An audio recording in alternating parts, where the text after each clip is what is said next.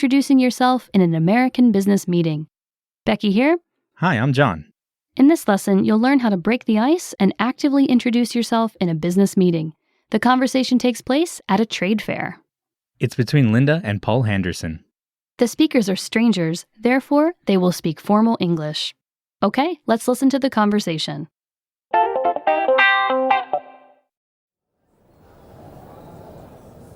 Hello, I'm Linda Baker from Green and Blue. Hi, pleased to meet you. I'm Paul Henderson. I'm the sales manager at Rainbows. Nice to meet you. Here's my business card. Thank you. Here's mine. Listen to the conversation one more time, slowly. Hello, I'm Linda Baker from Green and Blue. Hi, pleased to meet you. I'm Paul Henderson. I'm the sales manager at Rainbows. Nice to meet you. Here's my business card. Thank you. Here's mine.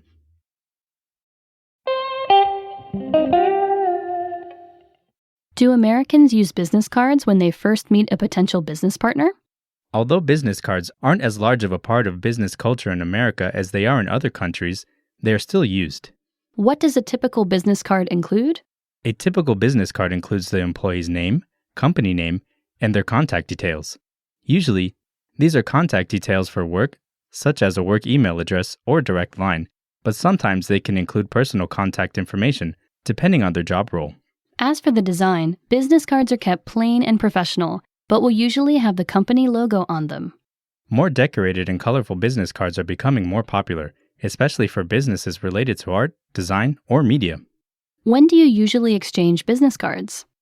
Usually during the first meeting, after the first handshake. While handing it to the other person, you can say, "Here is my business card." Is it okay to ask for someone's business card?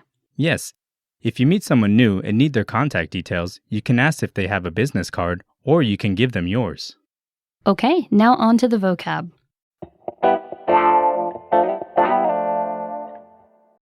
Let's take a look at the vocabulary from this lesson. The first word is Hello. used as a greeting. Hello. Hello. Next we have To be pleased. to be happy with something. To be pleased. To be pleased. Then we have Sales manager. the person in charge of a company's sales. Sales manager. Sales manager. Next up is Business card. a small company card that has one's name and contact information on it. Business card. Business card. And lastly, From. indicates point of origin. From. From.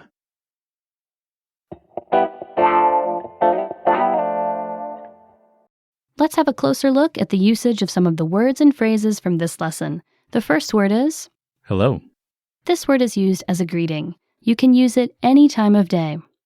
Though it may sound casual, in America it's quite common, even for a first-time meeting, to be used in a business setting. For example, you can say, "Hello, sir. How may I help you?" If you're still not sure, when dealing with clients and customers, use good morning, good afternoon, or good evening, as they sound more formal. Okay, what's the next word? To be pleased. Meaning to be happy with something. Pleased is an adjective, and it means happy and satisfied. You can use this adjective to show that you are happy about something. Pleased is more formal than happy, but isn't so formal that it can't be used in more casual situations. For example, you can say, "I'm pleased that you could make the party." There's also the verb to please, which means to make someone else feel happy. Okay, now on to the lesson focus.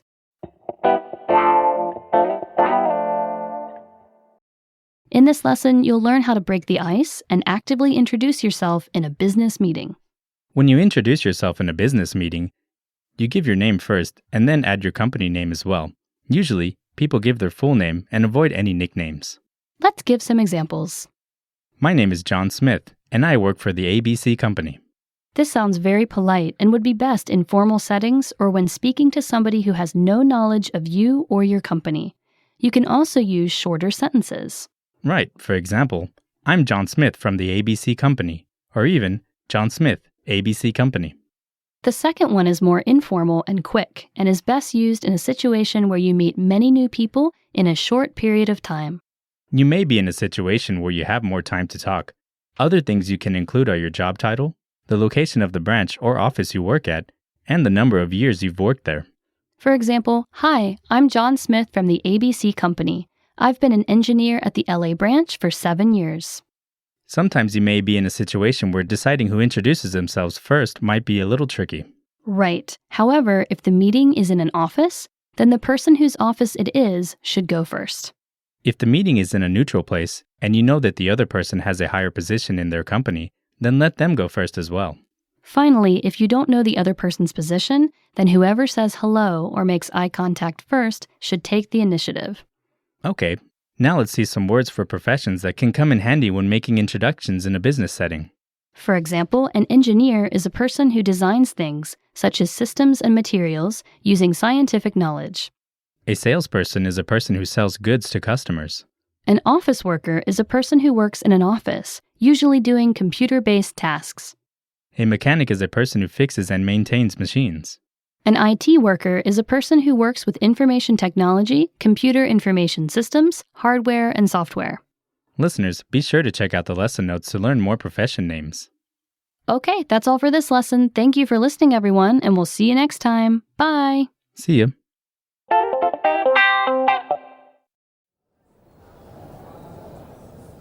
Hello, I'm Linda Baker from Green and Blue. Hi, pleased to meet you. I'm Paul Henderson. I'm the sales manager at Rainbows. Nice to meet you. Here's my business card. Thank you. Here's mine.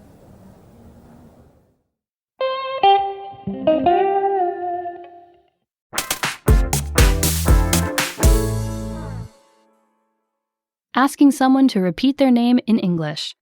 Becky here. Hi, I'm John. In this lesson, you'll learn how to ask someone to repeat their name if you didn't catch it. The conversation takes place at a trade fair. It's between Linda and Paul Henderson. The speakers are strangers, therefore they will speak formal English. Okay, let's listen to the conversation.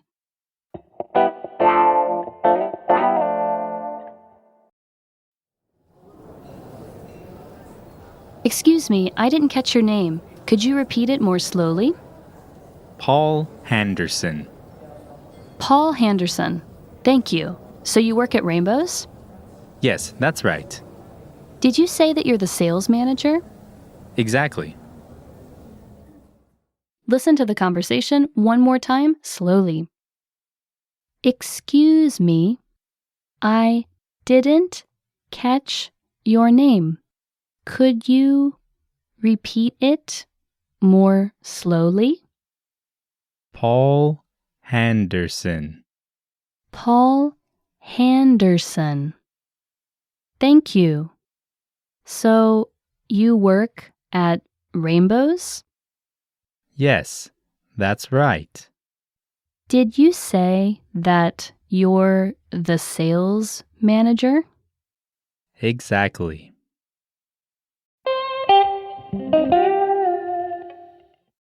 We just said that the conversation was formal. Actually, formality in English isn't as strict and common as formality in some other languages. Right, even in a business situation, you will often hear casual speech. It's best, however, to always start out as formally as possible and then become more casual when it's appropriate to do so.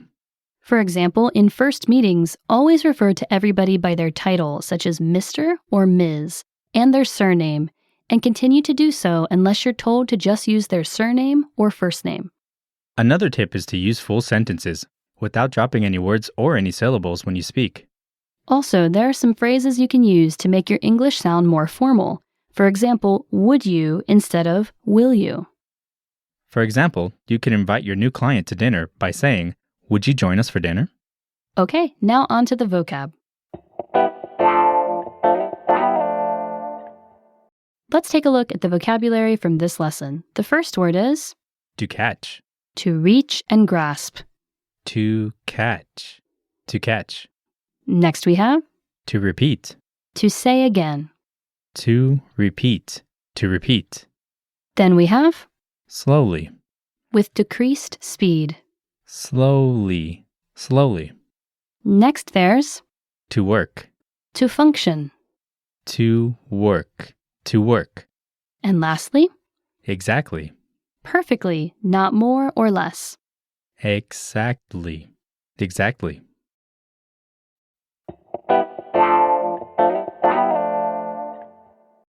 Let's have a closer look at the usage of some of the words and phrases from this lesson. The first word is, Exactly. this is an adverb, and it means that something is completely correct. You can use it in any situation. For example, you can say, the meeting started exactly on time. You can also use exactly to seek clarification in sentences such as, what do you mean exactly? Okay, what's the next phrase? Sales manager. The first word, sales, refers to the act of selling things. The second word is manager, and that means a person who is in charge of something or a group of people. Together, they mean the person who is in charge of selling things. You can use this phrase in any situation, but it's usually exclusively used in relation to business. Here is a sample sentence. They're looking for a sales manager. Okay, now on to the lesson focus.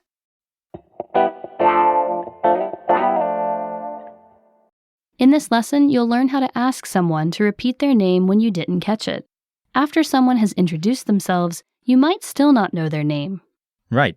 It can be difficult to catch someone's name if it's a name you haven't heard before, or if they speak too quickly or too quietly, or if your surroundings are noisy. In these cases, it's fine to ask the other person to repeat their name. First, it's best to start with a polite apology such as, I'm sorry, excuse me, or pardon me. Next, explain the problem. You can say, I didn't catch your name, or it's a little noisy, so I couldn't hear your name. If you want, you can ask them to repeat their name, but often just explaining that you didn't hear them is enough. So altogether you can say, excuse me, I didn't catch your name. Could you say it again, please? Or you can just say, I'm sorry, I didn't catch your name. Sometimes the problem is that the other person is speaking too fast. In that case, you can ask them to speak slower. We can use the phrase, could you repeat it slowly, please, with the phrases we just introduced. For example, I'm sorry, I didn't catch your name. Could you repeat it slowly, please? Another option, and also a shortcut, is saying, pardon me or excuse me.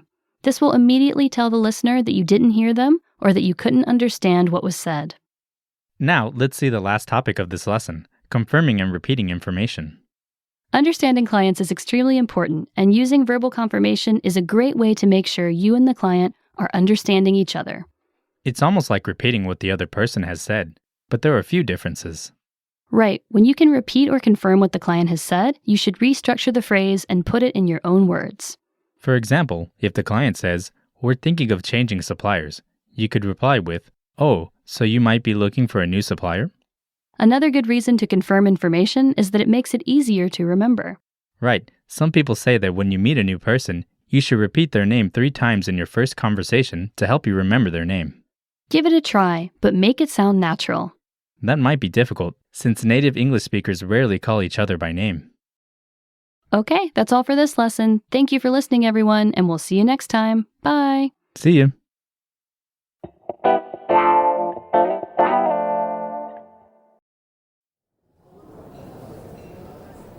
Excuse me, I didn't catch your name. Could you repeat it more slowly? Paul Henderson. Paul Henderson. Thank you. So you work at Rainbows? Yes, that's right. Did you say that you're the sales manager? Exactly.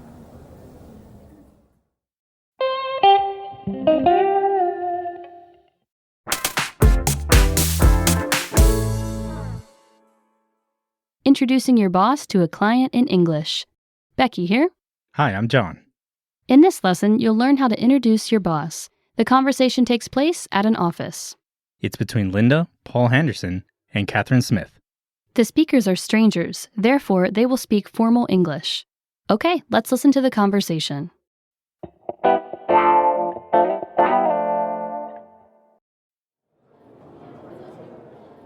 Mr. Henderson, this is Green and Blue's Vice President, Mrs. Smith. Mrs. Smith, nice to meet you. I'm Paul Anderson, sales manager at Rainbows. I believe we've spoken on the phone a couple of times. Oh yes, nice to meet you. Let me introduce you to our company's CEO. He should be in his office. Could you please have a seat?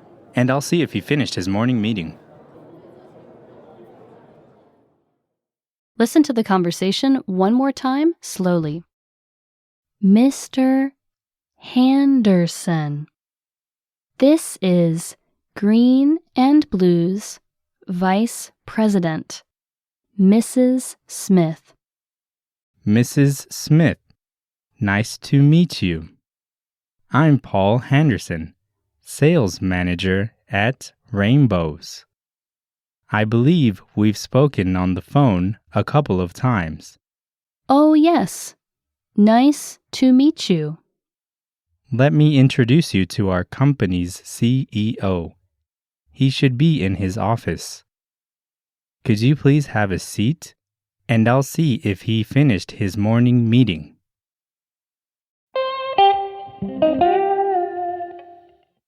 Are business fairs or exhibitions common in the U.S.? Well, as one of the top nations for industry in the world, the U.S. hosts a huge range of international fairs. Business events are a great way to advertise your brand and find new clients. What does a trade fair consist of? At trade fairs, many companies with specific trades or companies that belong to specific industries come together to display their goods and services. So it's a great way to make contacts and see what the competition is doing. A good showing at a trade fair can help a business pick up new clients. Another business event is a conference. Right. Conferences are also great for networking. So if you ever go to one, make sure to have your business cards ready. Okay, now on to the vocab. Let's take a look at the vocabulary from this lesson. The first word is Vice President. the second in command in a company or country, next to the president. Vice President. Vice President.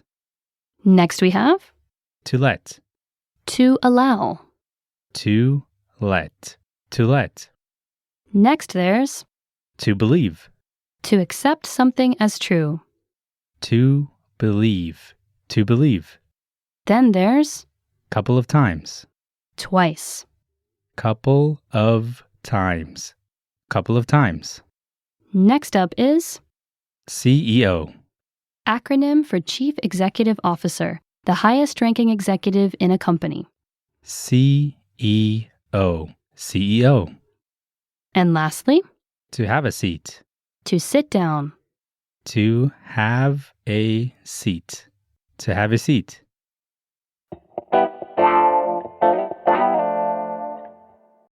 Let's have a closer look at the usage of some of the words and phrases from this lesson. The first word is, To let. this is a verb that means to allow. You can use this verb in any situation when permission is being given to or by another person. Remember that both the past tense and past participle of this verb are let. Here is a sample sentence. Let me carry those bags for you. Okay, what's the next phrase? To have a seat. Have means to possess, and seat refers to something you can sit on, like a chair. Altogether, the phrase means to sit down. This phrase is used all the time, usually when asking someone else to sit down. For example, you can say, please have a seat while you wait. You can also say, to take a seat. Okay, now on to the lesson focus. In this lesson, you'll learn how to introduce your boss. When you introduce your boss or supervisor in English, be sure to indicate their position. That will allow your business partner to understand that they're being introduced to someone who they can refer to when making important requests. Now let's see how to do that in a clear way. Here are two examples from the dialogue. We heard two sentences. First was, Mr. Henderson. This is Green and Blue's Vice President, Mrs. Smith. The second was, let me introduce you to our company's CEO. As you may already know, we use the phrase, this is, as a formula when introducing people to each other. Remember also that in English-speaking countries, the use of gestures is very important. In America, when we introduce someone saying, this is, often we will gesture toward the person we are introducing as we say the person's name. Usually, we perform this gesture with the palm of the hand facing up and with all fingers touching each other. Okay, following up, after introducing someone, you should state the position and the name of the person you are introducing. What are some of the most common roles in an American company? First, there's the CEO. As we already said, CEO stands for Chief Executive Officer. The CEO is the most senior corporate employee at an organization. There can also be the president, which is the leader of a company or organization. The second in charge, behind the president, is usually called vice president. Following that, we could have the head of marketing, which is the employee in charge of the department responsible for creating, engaging, and maintaining customers. Also, the head of accounting, or the employee in charge of the department responsible for the company's finances. The head of sales is the employee in charge of the department responsible for selling the company's products. The head of HR is the employee in charge of the department responsible for employee issues. We could also be introduced to a secretary or personal assistant, an employee who deals with admin duties such as handling visitors, organizing meetings, or writing letters. Most job titles in English are not gender specific, so you can use them for men and women. Probably the main exception is chairman, a title used for a person who is the leader of an organized group, such as the board of directors. Over time, chairman has been falling out of favor, and instead you might hear chairperson or simply chair. Let's wrap up this lesson with a couple of sample sentences. You can say, "I'd like to introduce you to our president, Mr. Orton," or "This is our receptionist, Mr. Stiles." Okay, that's all for this lesson. Thank you for listening, everyone, and we'll see you next time. Bye! See you.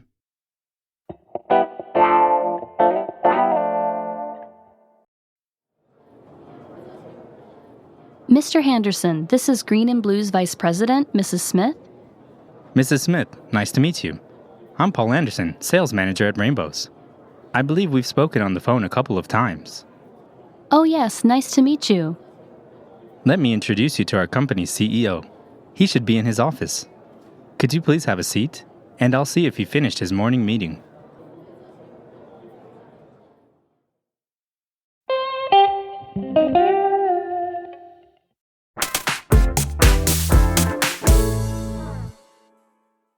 Greeting your coworker in the morning. Becky here. Hi, I'm John. In this lesson, you'll learn how to greet somebody at the office and ask them to do something. It's between Linda and Thomas Gray. The speakers are coworkers, therefore they will speak informal English. Okay, let's listen to the conversation.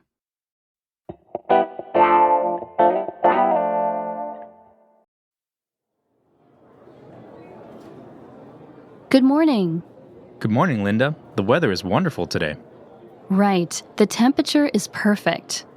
It's a shame we have to work in the office. Indeed it is. Sadly, I'll need you to work on the report we talked about in the meeting. Do you think you can finish it by Friday morning? It may be difficult, but I'll try. Thank you, Thomas. Listen to the conversation one more time, slowly. Good morning. Good morning, Linda. The weather is wonderful today. Right. The temperature is perfect. It's a shame we have to work in the office. Indeed, it is. Sadly, I'll need you to work on the report we talked about in the meeting. Do you think you can finish it by Friday morning? It may be difficult, but I'll try. Thank you, Thomas. The conversation we just heard was between two coworkers. What if one of them was the boss? What should you call your boss in the U.S.? It's typical to call your boss, or any superiors, by their title and surname. For men, this will usually be Mr., and women will use either Mrs., Miss, or Miss. Right. Some people may use other titles, such as doctor, but these are special cases, and you'll be told if you need to use something like that. It's rare to call a boss by their job title, but if you're talking about them to another member of staff, you might say, "The CEO wants this report by Friday," instead of using the CEO's name. Let's also say that many American companies aren't as formal and are happy for staff to use first names. Right. Some companies use surnames only without titles. Okay, now on to the vocab.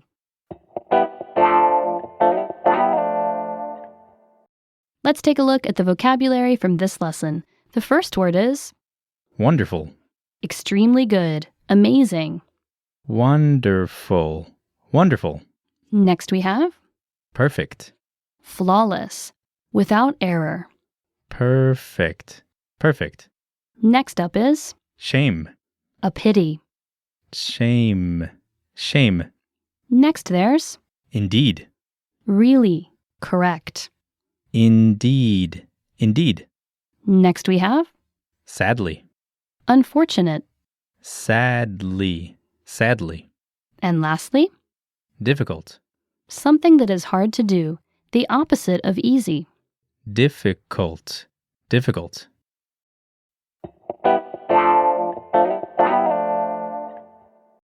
Let's have a closer look at the usage of some of the words and phrases from this lesson. The first word is Shame.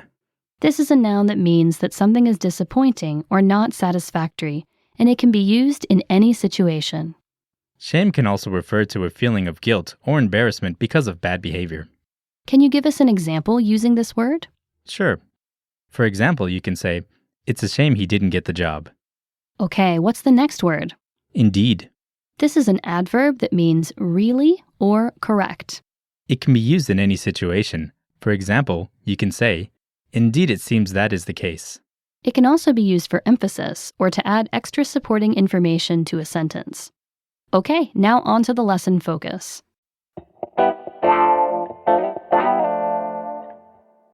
In this lesson, you'll learn about how to greet somebody at the office and ask them to do something. Let's start by quickly reviewing the main greetings. As we already mentioned in another lesson, we can say hello at any time during the day. In the morning, you would naturally say good morning. Anytime past noon, we say good afternoon. Finally, from around 6 p.m. or 7 p.m., the greetings change to good evening. We don't use good night as a greeting, even during the night, as this is typically a way to say goodbye. Although we can say hello all day, we usually don't use it when dealing with clients and customers. Good morning, good afternoon, or good evening are better greetings for clients and customers as they sound more formal. Also, when you enter the office or workplace at the start of the morning, the usual greeting is good morning. Coworkers that have a friendly relationship will probably just say morning to each other. Okay, now let's see how to ask your coworker to do something.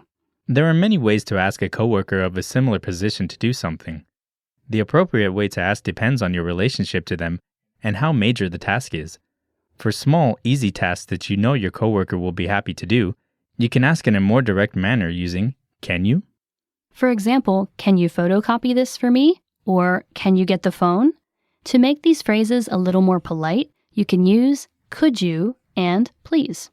For example, could you photocopy this for me, please? Or, could you get the phone, please?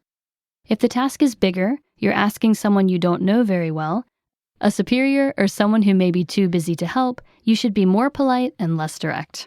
Before saying what you want them to do, you should use an opening question, such as, are you busy? Or, could you help me? If they say yes or ask why, then you can explain what you want them to do using the same patterns as before. To ask for favors, it's best to use please.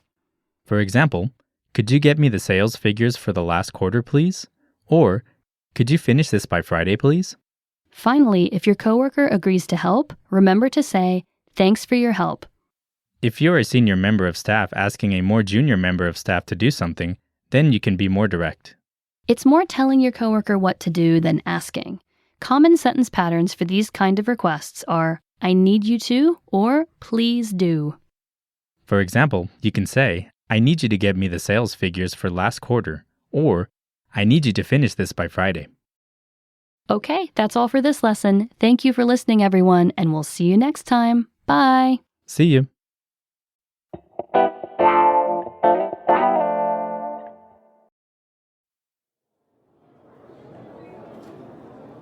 Good morning.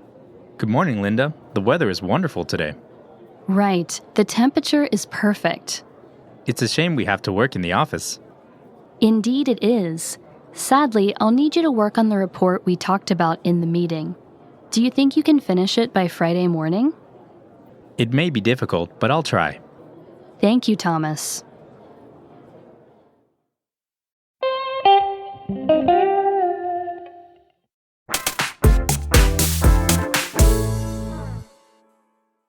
Expressing your opinion in English.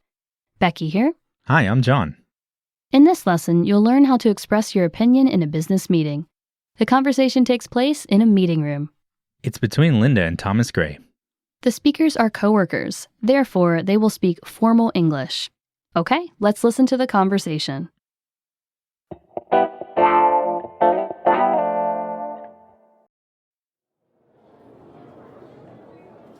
Our sales figures are down this month.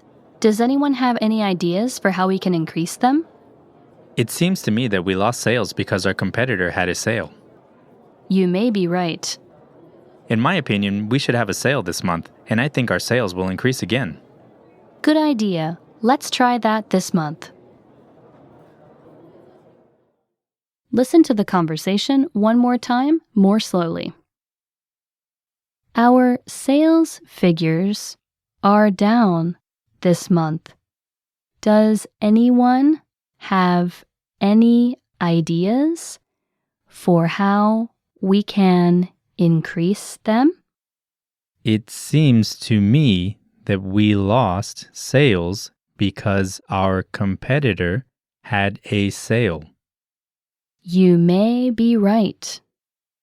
In my opinion, we should have a sale this month, and I think our sales will increase again. Good idea. Let's try that this month. In that conversation, we heard Thomas give his opinion in a meeting. Yeah, Linda was pretty accepting of his thoughts. Is it common to give opinions in an American company? Yes, employees are often asked for their opinions. How should we give our opinions? Be polite and respectful of others, even if their opinion is different to yours. When are opinions usually given? They're especially encouraged in meetings. If you're asked your opinion, give it. What if you're not asked your opinion? That can differ from company to company and from situation to situation. So sometimes it's welcomed. And sometimes it isn't.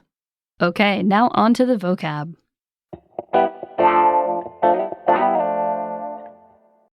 Let's take a look at the vocabulary from this lesson. The first word is sales. In the plural form, the activity or business of selling products. Sales. Sales. Next we have figures. Numbers, especially relating to amounts. Figures. Figures. Next up is down. Decrease, low. Down. Down. Next there's month. Each of the 12 named periods into which a year is divided. Month. Month. Next we have to increase. To go up in number or value. To increase. To increase. Next there's competitor. Opposition, rival. Competitor. Competitor. And lastly, sale. Temporary reduction in price. Sale. Sale.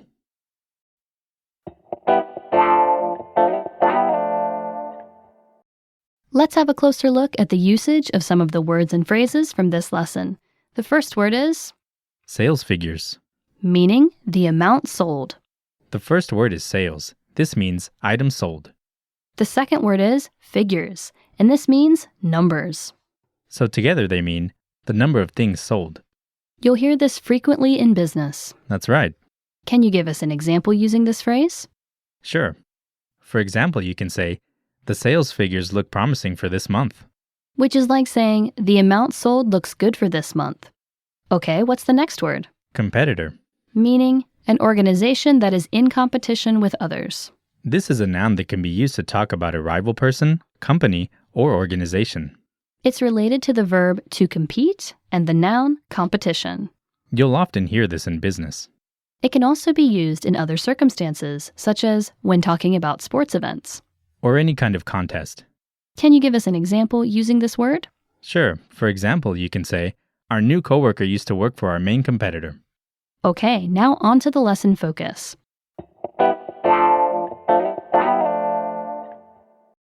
In this lesson, you'll learn about how to express your opinion in a business meeting. Giving an opinion can be very important in business, and it will help improve your English skills. We can give both positive and negative opinions. What is the easiest way to give our opinions? By using the phrase, I think. It shows that what we're saying is our opinion and not a fact. Can you give us some sentence examples, please? Sure. I think that's a good idea. I think the new product will be a success. You can also make this sentence negative. Yes, just add don't. I don't think. Again, some examples, please. I don't think that's a good idea. I don't think the new product will be a success. There are also patterns we can use other than I think. Yes, we can also use it seems to me and in my opinion. It seems to me can be used to introduce an opinion that we know others might not agree with. In my opinion is a good, strong phrase to introduce your opinion. Time for some examples. It seems to me that he's always late. In my opinion, that's a bad idea.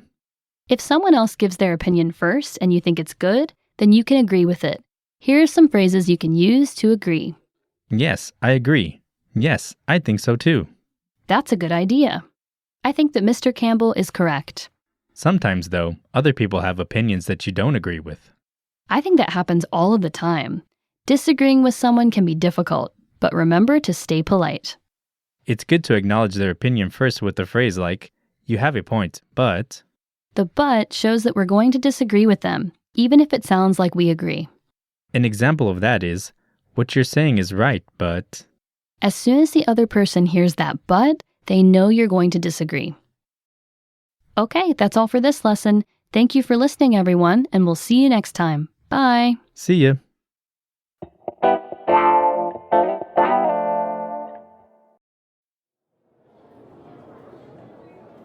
Our sales figures are down this month. Does anyone have any ideas for how we can increase them? It seems to me that we lost sales because our competitor had a sale. You may be right. In my opinion, we should have a sale this month, and I think our sales will increase again. Good idea. Let's try that this month.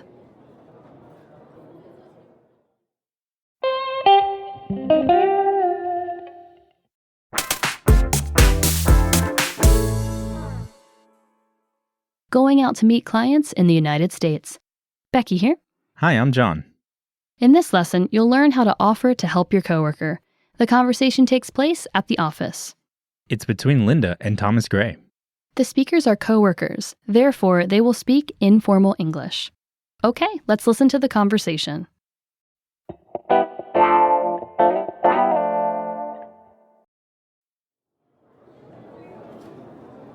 I have an appointment at 3 o'clock at our client's. I see. If you have something urgent to do at the office, let me know. No, I'm just waiting for some new samples. Okay, I'll check with the delivery company for you. That would be great. Thank you. Anytime, and good luck. Listen to the conversation one more time, slowly. I have an appointment at 3 o'clock at our client's. I see. If you have something urgent to do at the office, let me know. No, I'm just waiting for some new samples. Okay, I'll check with the delivery company for you. That would be great. Thank you. Anytime, and good luck.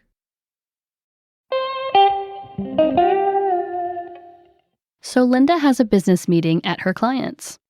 It's very common to have business meetings in American companies. Yeah, there are often regular meetings that are scheduled every week. Some companies might even have short daily meetings. Not all of these meetings are formal, though.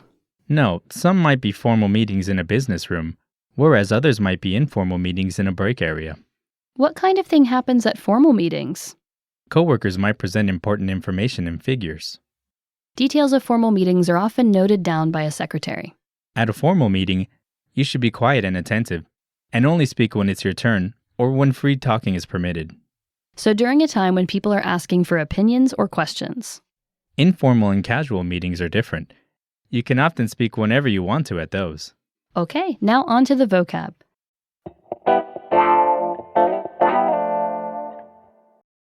Let's take a look at the vocabulary from this lesson. The first word is Appointment.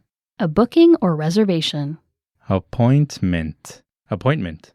Next we have Urgent. of pressing need. Urgent. Urgent. Next, there's Sample. an example of a product, usually given for free. Sample. Sample. Next, there's Delivery. act of taking something to a person or place. Delivery. Delivery. Next, we have Anytime. at whatever time. Anytime. Anytime. And lastly, Good luck. a phrase used to wish someone well. Good luck. Good luck. Let's have a closer look at the usage of some of the words and phrases from this lesson. The first word is Urgent. meaning of pressing need or important. This word is an adjective. It describes something that needs to be done as soon as possible. There is also a related adverb, urgently. Can you give us an example using this word? Sure, for example, you can say, this work is urgent and needs to be done again and needs to be completed first. Which is like saying, this work is important and needs to be completed first. Okay, what's the next word? Sample. Meaning an example of a product, usually given for free. This word is a noun. It means a small amount of something that is used as an example of what the whole product is like. You'll hear this a lot in manufacturing companies. Yes, any company that makes something physical will probably make samples. There is also the verb to sample. This means the action of trying a little of something to see if you like it. Can you give us an example using this word? Sure, for example, you can say, once the samples have been checked, we can begin manufacturing. Okay, what's the next word? Delivery. Meaning act of taking something to a person or place. This is a noun. It refers to the act of taking something, like a letter or parcel, from one place to another. There is also a verb, to deliver. This means the action of sending the letter or parcel. Can you give us an example using this word? Sure, for example, you can say, I'm waiting for a delivery. Okay, now on to the lesson focus. In this lesson, you'll learn about how to offer to help your coworker. There may be times when you see your coworkers in the office needing help. It's nice if you can help them. Yes, it is. Let's go through some phrases to help you when you offer help. Do you need any help? Do you want any help? These are quite general questions. You can also ask more directly. Can I help you? Shall I help you? You can change the pronouns in these sentences to talk about other people too. Yes, you can change can I help you into can you help Mr. Baker? This is asking someone else to help. Sometimes the task is small and obvious, so you don't really need to ask if they want help. Even if you don't ask though, you should still tell them what you're doing in case they don't want you to do it. You can use the pattern I'm going to for you. Or I will for you. For example, I'll call the bank for you. If someone offers help to you, you can either accept their help or decline it. First, let's look at accepting help. And then tell them what you want them to do. I really appreciate it. Can you copy these notes? And say, thank you, one more time after they've finished. Next, let's look at how to decline. Maybe you don't need help, but even if this is the case, you should say, thank you. And then give a reason why you don't want their help. It doesn't have to be an in-depth explanation. For example, thank you, but I'm fine. Can you give us another example? Thank you, but I can handle it. Thank you. Okay, that's all for this lesson. Thank you for listening, everyone, and we'll see you next time. Bye. See ya.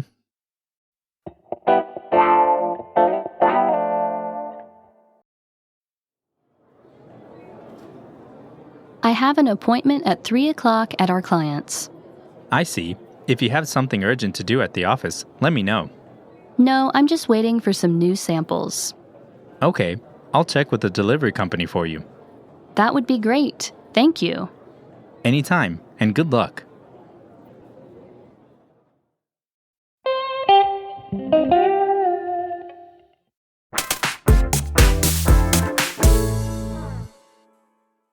Planning an English business meeting. Becky here. Hi, I'm John. In this lesson, you'll learn how to set up a meeting. The conversation takes place at an office. It's between Linda and John Sullivan. The speakers are coworkers, therefore they will speak informal English. Okay, let's listen to the conversation.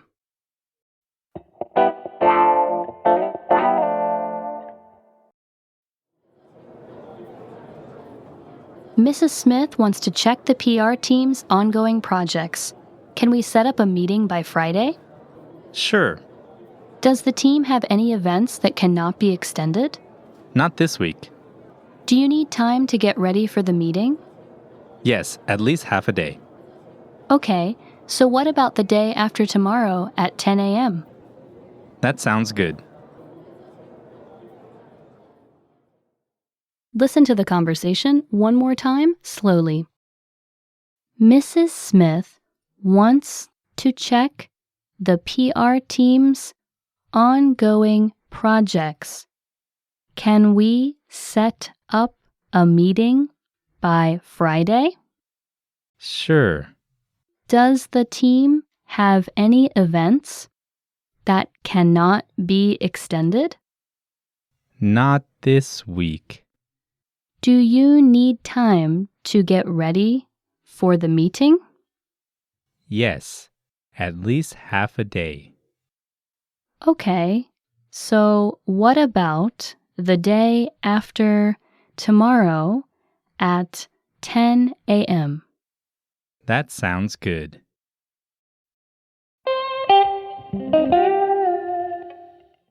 In this dialogue, Linda wanted to set up a meeting.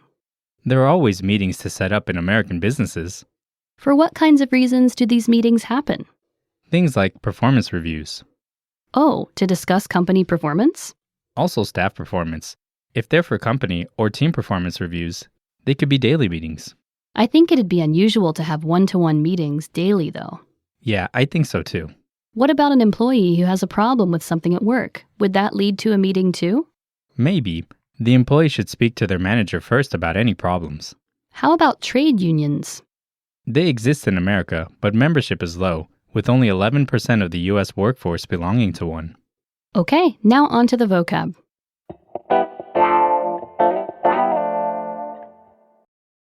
Let's take a look at the vocabulary from this lesson. The first word is PR. public relations, the image of a company. PR. PR. Next we have Ongoing. continuing, not yet ended. Ongoing. Ongoing. Next there's To set up. to prepare, to arrange. To set up. To set up. Next up is To be extended. to be lengthened. To be extended. To be extended. Next we have To get ready for. to prepare for. To get ready for. To get ready for. Then there's At least. the minimum amount. At least. At least. And lastly, To sound. used to talk about your opinion or impression. To sound. To sound.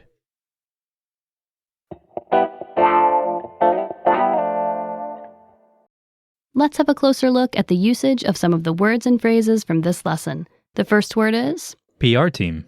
meaning the group of people that manages a company's image. First is an acronym. What do the letters PR stand for? Public relations. And a team is a group of people, usually a group working towards a common goal.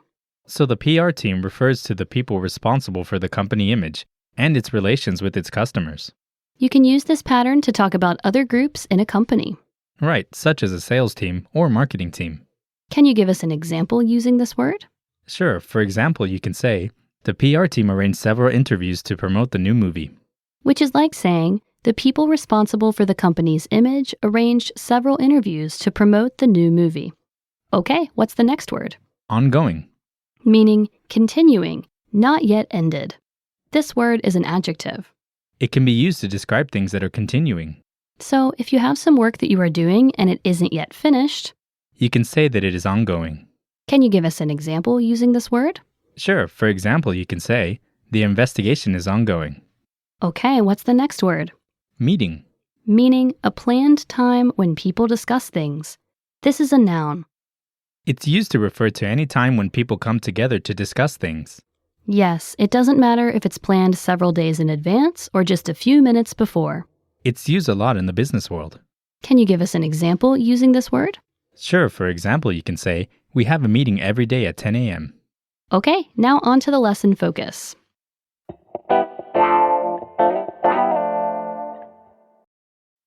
this lesson, you'll learn about how to set up a meeting.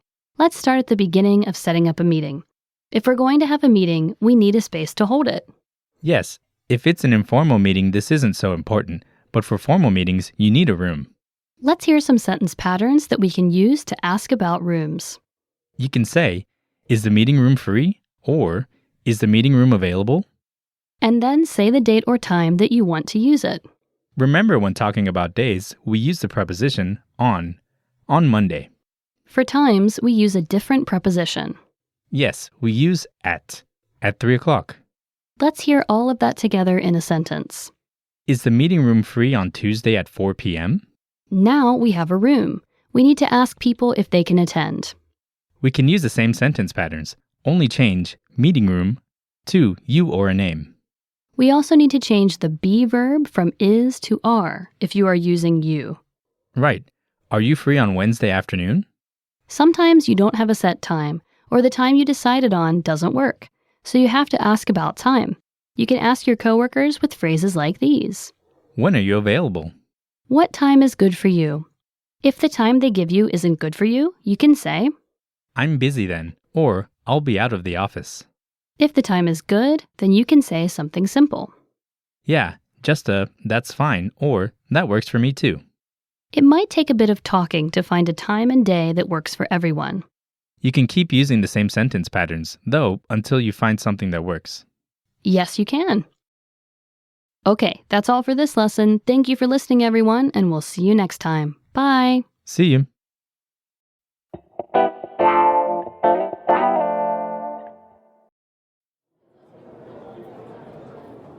Mrs. Smith wants to check the PR team's ongoing projects. Can we set up a meeting by Friday? Sure. Does the team have any events that cannot be extended? Not this week. Do you need time to get ready for the meeting? Yes, at least half a day. Okay, so what about the day after tomorrow at 10 a.m.? That sounds good.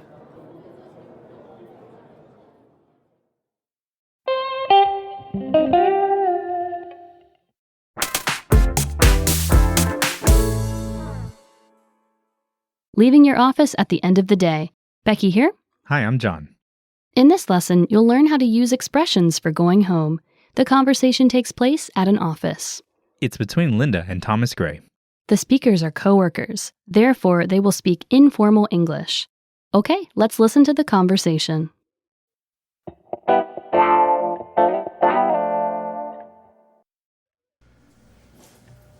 That's it. I'm done for today. Do you still have much work to do? Not much, maybe about half an hour. Do you need any help? No, thank you. It's a one-man job. Okay then, I'll see you tomorrow. See you tomorrow. Enjoy the movie. Listen to the conversation one more time, slowly. That's it. I'm done for today. Do you still have much work to do? Not much. Maybe about half an hour. Do you need any help? No, thank you. It's a one-man job. Okay, then I'll see you tomorrow. See you tomorrow. Enjoy the movie.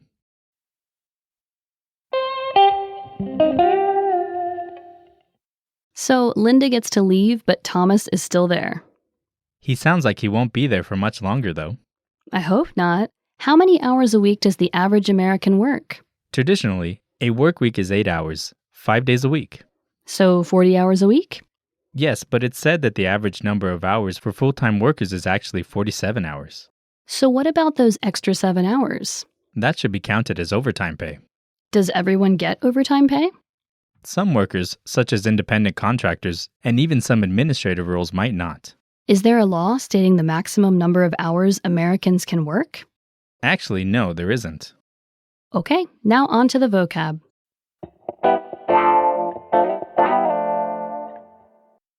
Let's take a look at the vocabulary from this lesson. The first word is Done. finished. Done. Done. Next we have Today. the current day. Today. Today. Next up is Still. up to and including the present time. Still. Still. Next we have About. concerning a topic. About. About. Next there's To help. to provide support or aid. To help. To help. Next we have Myself. the speaker themselves. Myself. Myself. Next there's Work. a task or action usually completed for pay. Work. Work. And lastly, Job. a task or action usually completed for pay. Job. Job.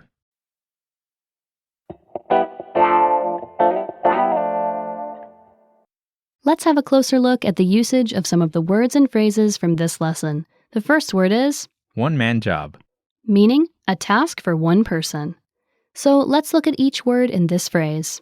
The first word is one, which is a number meaning a single thing. Next is man. Next is man, a male human.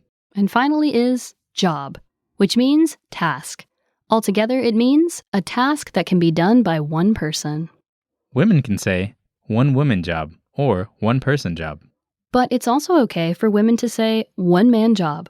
This is a slightly informal phrase, but it's fine to use. Can you give us an example using this word?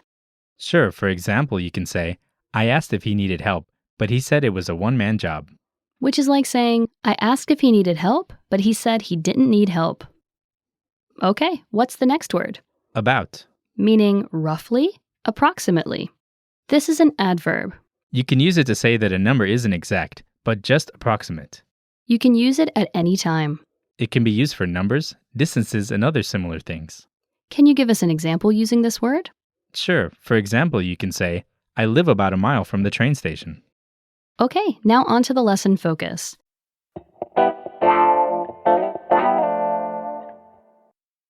In this lesson, you'll learn about how to use expressions for going home. If you leave work first, it can mean one of two things. It might be that you've worked a full day and it's time to go home. Someone has to be the first to leave, right? Of course. The other meaning is that you might be leaving early before completing a full day of work. The things that you will say in these two circumstances are different, so let's look at them in turn. First, leaving early after completing a full day. In this case, a simple goodbye will do. Yeah, just something like, I'm leaving now, see you tomorrow. Or, I'm done for the day, have a good weekend. If you're leaving early, however, you may be leaving while you still have work left, or you may be giving your coworkers extra work. So first, you should say that you are leaving. I'm sorry, but I need to leave now. Then, follow it with because and a reason. The reason doesn't have to be specific or in-depth, but a little explanation is polite. Let's hear some examples of what you can say. I'm sorry, but I need to leave now because I have to take care of something personal. That's a very general explanation. Excuse me, I'm leaving now because I have a doctor's appointment. That one is a little more specific. Now, it might be that you're going to leave because it's the end of the day and you're finished, but your coworkers aren't finished. If you have the time to spare, it's nice to ask them if they need help before you leave. If your coworker knows you're leaving, they might not ask you for your help unless it's something small, but it's good to ask. John, let's hear some examples of how to offer help. Before I leave, is there anything I can do to help you? And another example? I'm finished for the day. Do you need help with anything? And one more, slightly less formal one. Are you okay, or should I stay and help? It's good to ask them if they need help, as they'll be more willing to help you if you need it. Okay, that's all for this lesson. Thank you for listening, everyone, and we'll see you next time. Bye! See you.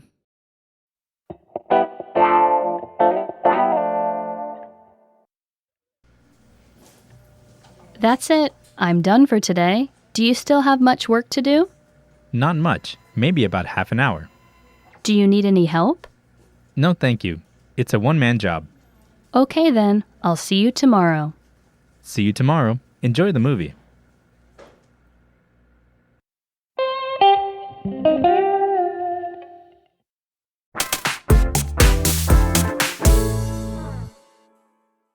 The last day before a holiday in an American office. Becky here. Hi, I'm John. In this lesson, you'll learn how to wish your coworker a great vacation. The conversation takes place at an office. It's between Linda and Thomas Gray. The speakers are coworkers, therefore they will speak informal English. Okay, let's listen to the conversation.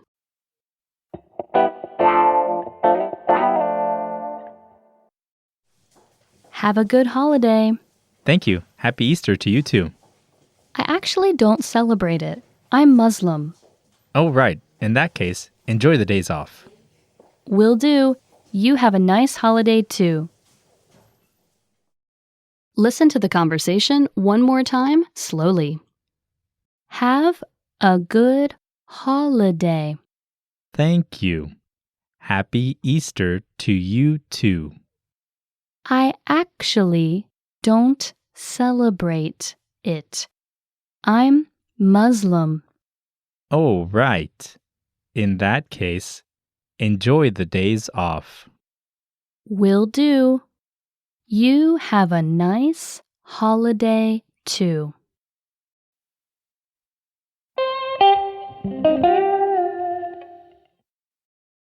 What are the most important celebrations and holidays in the U.S.?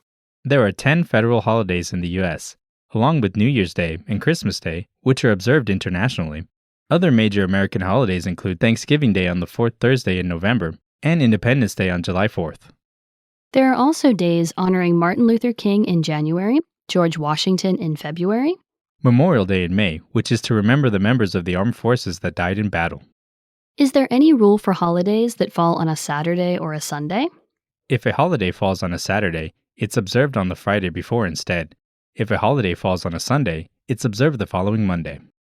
Okay, now on to the vocab. Let's take a look at the vocabulary from this lesson. The first word is Easter. a holiday celebrating the resurrection of Jesus Christ. Easter. Easter. Next we have Actually. in truth, in reality. Actually. Actually. Next there's To celebrate. to observe with festivities or ceremonies. To celebrate. To celebrate. Next up is Muslim. a person who follows Islam. Muslim. Muslim. Then we have Case. circumstance, situation. Case. Case. And lastly, Day off. a day without work or school. Day off. Day off.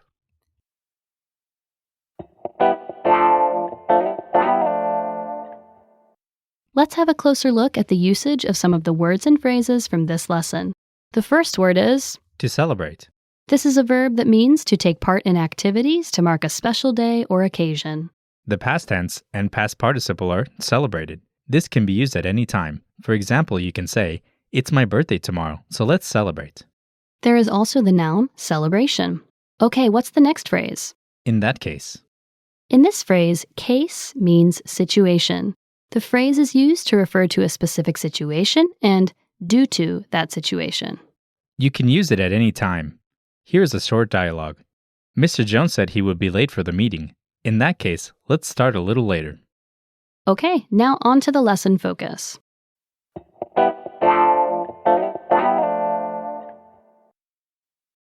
In this lesson, you'll learn how to wish your coworker a great vacation. As we already said, America has 10 federal holidays. The vast majority of businesses close for these days, and employees may choose to spend their holiday doing something fun with their family or friends. Let's see how to wish someone a good vacation. You can wish your coworker a good vacation by saying, have a good, followed by the name of the holiday. You can also say, I hope you have a good, and the name of the holiday. Both of these phrases use the word have and good, and they are both wishing the other person a good day off. Let's give some sample sentences. Sure, for example, you can say, have a good Columbus Day, or simply, I hope you have a good holiday. You can sometimes say happy followed by the name of the holiday. This doesn't just wish your coworker a good holiday, but also celebrates that the holiday exists and is happening at that time. Right. For example, you've probably heard Happy New Year and Happy Birthday before.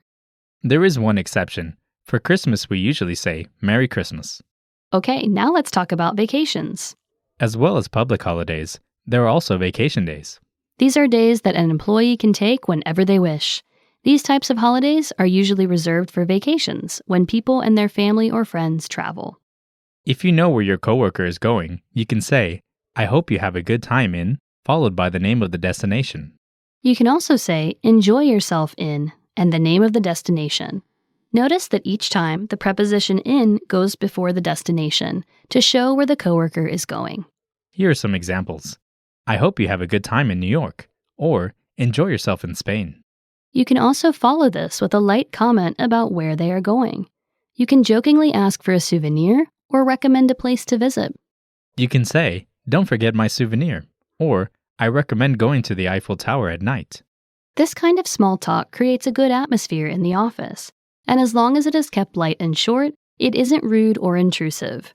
Okay, now let's see how to politely correct information. There are a few ways you can do this. If you can do it smoothly, repeating the information correctly is a good way to do it. This way, you correct the information without drawing attention to the error, especially for minor misunderstandings. What about bigger or complex errors? A polite way to correct bigger mistakes is to act like you're not sure yourself.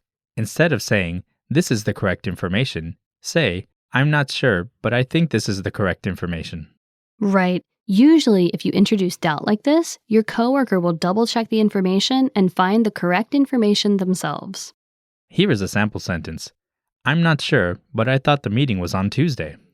It's best to avoid directly telling someone that they're wrong, but sometimes you may need to. Try not to be confrontational, and if possible, correct the information in private as it can be embarrassing to be corrected in front of other people. Okay, that's all for this lesson. Thank you for listening, everyone, and we'll see you next time. Bye. See you.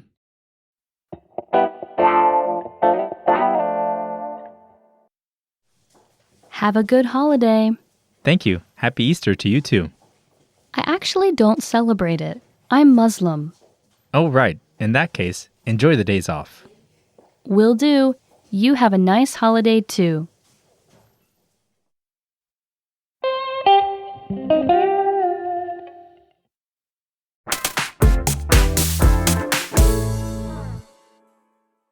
Asking for simple business information in English. Becky here. Hi, I'm John.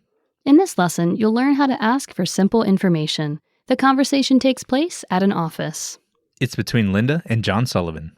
The speakers are co-workers. Therefore, they will speak informal English. Okay, let's listen to the conversation.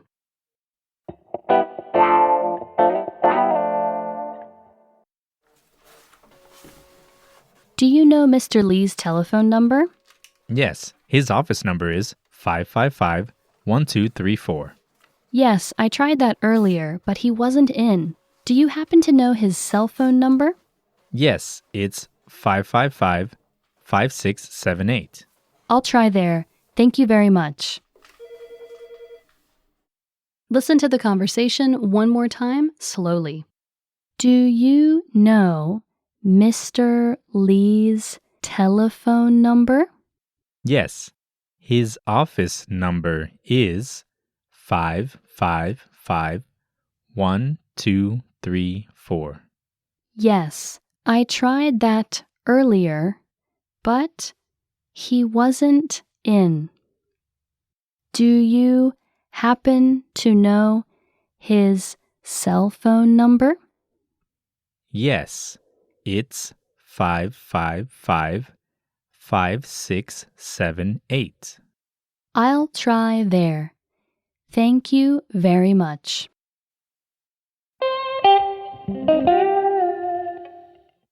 Although the internet has become essential to business, phone calls are still very important also. How should you answer a business call in the US? When you answer a call, you should state your company's name and then your name, followed by asking if you can help the caller. What if you're the one who called? If you make a call, you should also identify your company and yourself before asking any questions. If you make an internal call, it might be more informal. That's because internal calls sometimes have caller ID, so you may not need to introduce yourself and can instead just say a short greeting before asking any questions. Some companies give their employees business cell phones that the company will pay for, so they should never be used for any personal calls. Okay, now on to the vocab.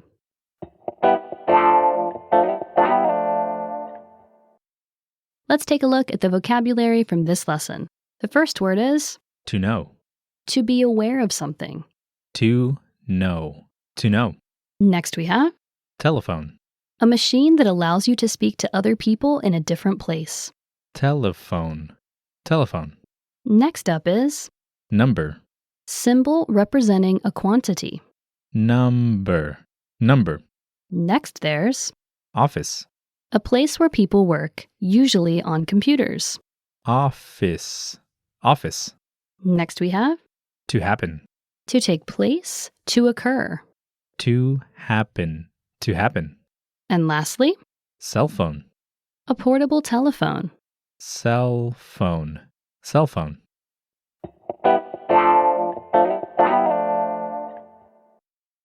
Let's have a closer look at the usage of some of the words and phrases from this lesson. The first word is Office number. the first word office is a noun and refers to a workplace where administrative work is performed. The second word number is short for phone number. The phrase together refers to the telephone number of the office.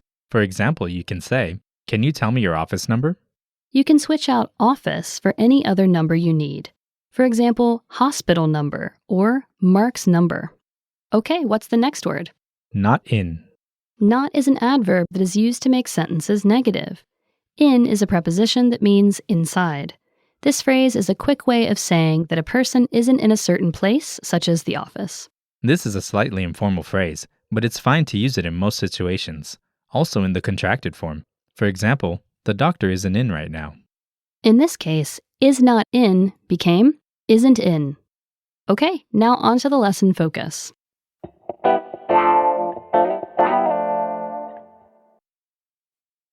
In this lesson, you'll learn how to ask for simple information. An easy way to ask for simple information is with WH question words. Let's review them. They are what, where, when, why, who, and how. Using these 6 words, we can make many different questions. Let's give a sample sentence for each one, starting with what. You can say, "What time does the meeting start?" A question with where could be, where is the meeting? An example with when is, "When will the meeting start?"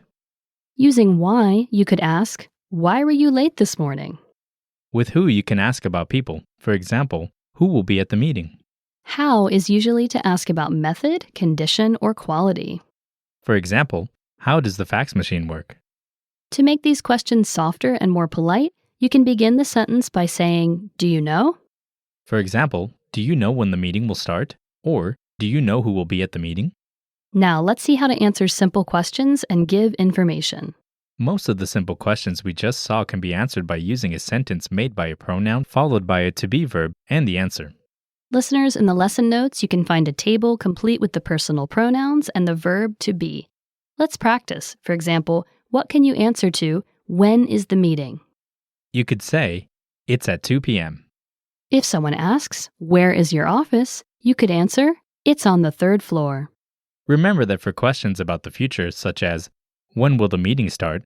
and "Who will be at the meeting?" we need to use the modal verb, will. This follows the pronoun and goes before the verb. For example, "It will start at 2 p.m." or "Mr. Baker will be at the meeting." Okay, that's all for this lesson. Thank you for listening, everyone, and we'll see you next time. Bye. See you.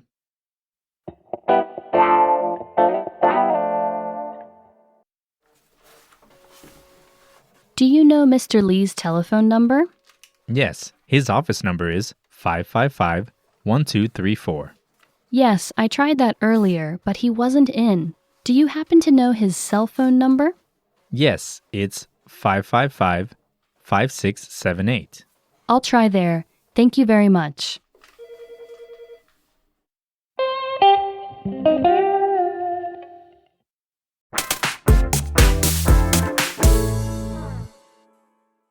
Asking for information about American office procedures. Becky here. Hi, I'm John. In this lesson, you'll learn how to ask for basic office rules. The conversation takes place at an office. It's between Mark Coles and a receptionist. The speakers are strangers, therefore they will speak formal English. Okay, let's listen to the conversation.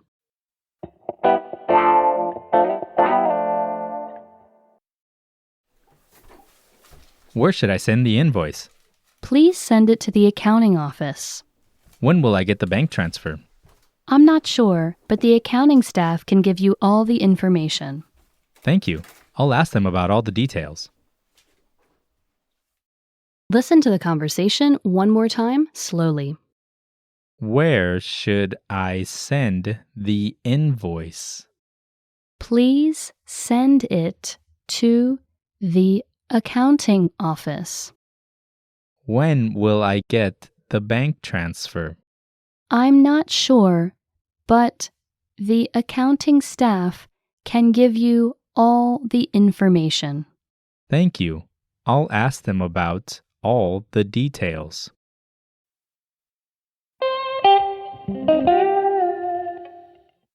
Mark asked about some important information there. Yes, knowing how to get paid is vital. Maybe the most important. Since he needs to send an invoice, I guess he isn't working directly for the company? No, it sounds like he's a freelancer. Let's talk more about that. A freelancer is someone who is self-employed and not employed by a company. They may get a short-term contract to do work for a company, but they are not a full-time employee. In 2016, 35% of the US workforce were freelancers, and this number is rapidly rising. Being a freelancer means flexibility, as you can pick your own working hours and set your own prices. But it also means that there is not a steady income coming in. What's the average profile for a freelancer? Usually it's a young person between 18 to 24. I see. It seems like with the rise of companies like Uber and the development of new technologies, it's easier than ever for people to become freelancers and find work. Here is a useful sample sentence. My work as a freelancer keeps me busy. Okay, now on to the vocab.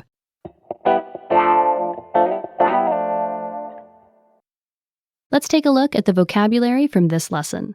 The first word is Invoice. bill, document stating amount of money needed to pay for certain goods and services. Invoice. Invoice.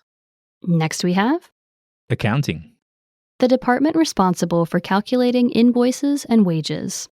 Accounting. Accounting. Then we have Bank.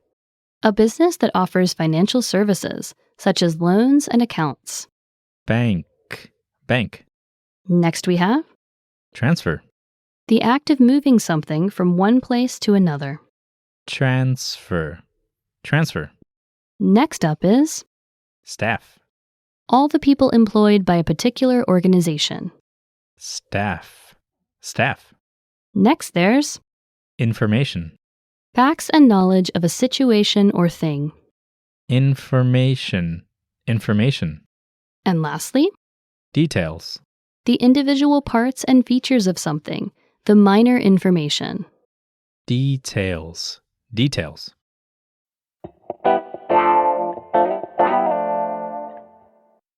Let's have a closer look at the usage of some of the words and phrases from this lesson. The first word is Accounting office. accounting is a noun that refers to the skill or act of keeping financial records for a person or company. Office means a place where administrative tasks are completed. So altogether, the phrase refers to the accounting department in a company. It doesn't matter if all the employees are in the same physical office or not. Can you give us an example using this word? Sure, for example, you can say, he's transferring to the accounting office. You can also talk about other departments in a business in this way, such as marketing office, sales office, and HR office. Okay, what's the next word? Bank transfer.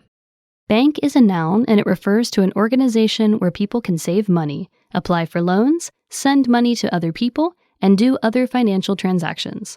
Transfer is a noun which means the act of moving something from one place to another. Altogether, the phrase means sending money via a bank. Here's a sample sentence. It will take 3 days for the bank transfer to clear. Okay, now on to the lesson focus.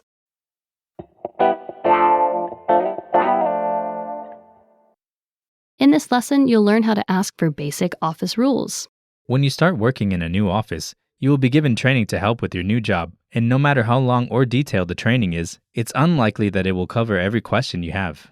To help make some questions, let's see some common nouns that you will find in the office. A very common one is printer or Xerox machine. This refers to the machine that prints documents using ink and paper. Usually on the first day, you are introduced to certain places, such as the cafeteria. The cafeteria is the area in a company or school that serves food. The break area is where you can eat or rest. There, we can usually find the water cooler, a machine that dispenses drinking water. Listeners, be sure to check out the lesson notes to see more words. In the last lesson, we learned about the WH question words: what, where, when, why, who, and how. We can use these question words to form questions about the office, too. Right. Other sentence patterns that will be of use include can I or may I, and is there or are there. Let's give some examples. For example, you may want to ask, how do I use the Xerox machine? Or, when is the cafeteria open? Also, is there a smoking area? Or, can I use the refrigerator? Okay, now let's see how to answer these questions. That basically depends on how the question is phrased. Some questions just need simple yes or no answers, but some need longer answers. Which are the questions we can answer with yes or no? The questions beginning with can I or is there. Some other questions might be able to be answered just with it is, she is, he is. Right. These questions, for example, include who or when. Questions that begin with why and how need longer answers. You can actually also use just, let me show you, if someone asks you how to do something. So if someone asks you, how do I use the Xerox machine, what can you say? You can simply say, let me show you. You can use the same answer also if someone asks you where something is. Okay, that's all for this lesson. Thank you for listening, everyone, and we'll see you next time. Bye! See you.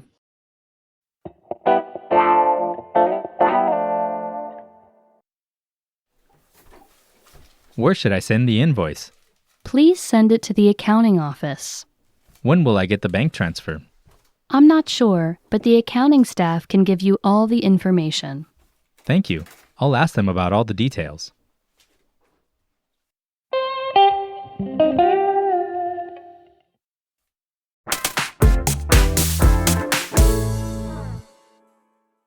Asking for help in a difficult American business situation. Becky here. Hi, I'm John. In this lesson, you'll learn how to ask for help in a difficult situation. The conversation takes place at an office. It's between Thomas Gray and Linda. The speakers are coworkers, therefore they will speak informal English. Okay, let's listen to the conversation.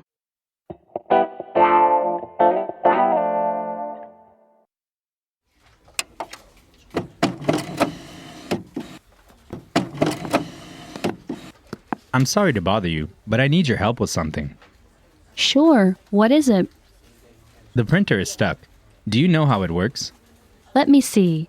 It seems that you just need to add new paper.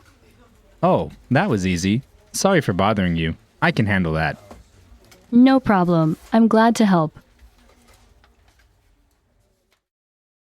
Listen to the conversation one more time, slowly. I'm sorry to bother you, but I need your help with something. Sure. What is it? The printer is stuck. Do you know how it works? Let me see. It seems that you just need to add new paper. Oh, that was easy. Sorry for bothering you. I can handle that. No problem. I'm glad to help.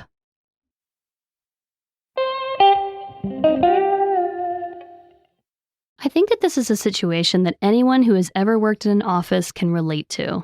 Yes, at some point the printer is going to jam. And it's usually when you don't have any time and need to print something urgently.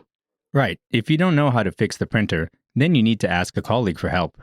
How do American businesses view employees that ask a lot of questions? I think that's okay, but in general, there are a few things you should consider before asking a coworker for help. The first is how busy they are. Right, if your coworker has a big project or a deadline of their own to meet, then you should think twice. If it's a long task that you need to do, then consider asking multiple people so that no one person has to devote a lot of time to it. It's also best to be honest at the start and tell your coworker how long you expect it to take. Your coworker may be able to help you with a task that will take 10 minutes, but not one that will take 3 hours. That's true. Okay, now on to the vocab.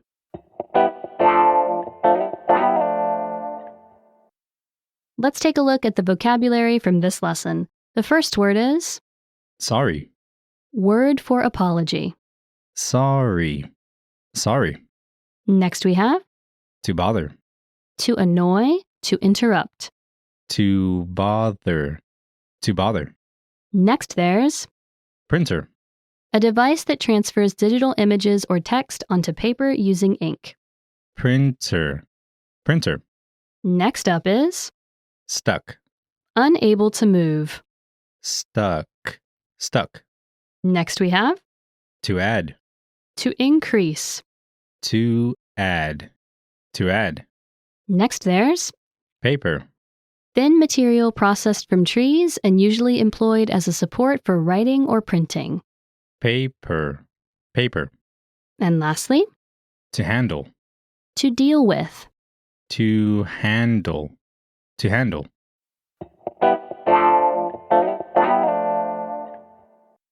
Let's have a closer look at the usage of some of the words and phrases from this lesson. The first word is Printer. printer is a noun. It's a machine that prints documents and images onto paper.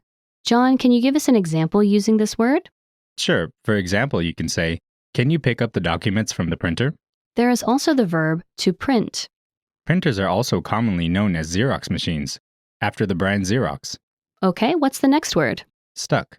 This is an adjective that means that something is being prevented from moving. For example, you can say, I can't open the door. It seems to be stuck.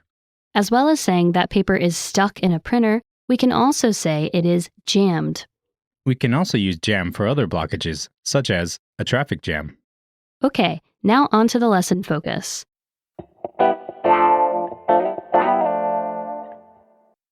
In this lesson, you'll learn how to ask for help in a difficult situation. Let's see first how to politely get someone's attention. Sometimes getting someone's attention may be difficult if they are busy or having a conversation with someone else. In the event of an urgent situation, such as a fire or injury, then you don't need to worry about being polite and can just quickly shout out a warning or request help. For example, if you see a fire, you can just shout, "Fire!" If someone is ill or injured and needs the hospital, be sure to shout, call an ambulance. Listeners, you can find more emergency phrases in the lesson notes. Be sure to check them out. What if it's not an urgent situation? In that case, you just need to be polite. First, you should apologize by saying something like, excuse me, but, or I'm sorry to interrupt, but. Be sure to follow the apology phrase with but and explain briefly why you are interrupting. You don't need to go into details.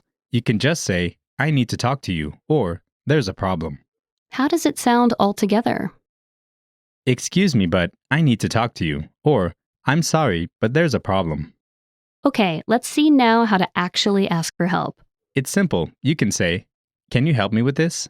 And the noun of the thing that is troubling you. For example, can you help me with this report? The first word of the formula is can, so you're asking your coworker if they are able to help and not just telling them to help. You can make this more polite by using could instead of can. Could you help me with this report? If you want to use a verb after help me with, be sure to put it in its ing form. Let's give an example. Can you help me with preparing this presentation? You can also drop with. In that case, you don't need the ing form. It sounds like, can you help me prepare this presentation? Let's wrap up with another example. Sure. You can say either, can you help me with moving this desk? Or, can you help me move this desk? Okay, that's all for this lesson. Thank you for listening, everyone, and we'll see you next time. Bye! See you.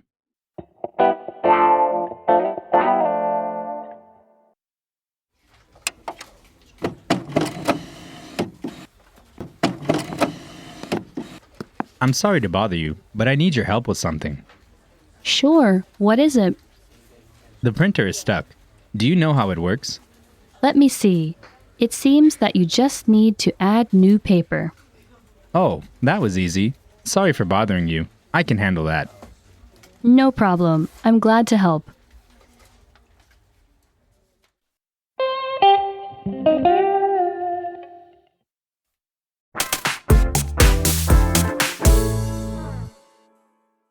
How to ask for a specific person on the phone in English. Becky here. Hi, I'm John.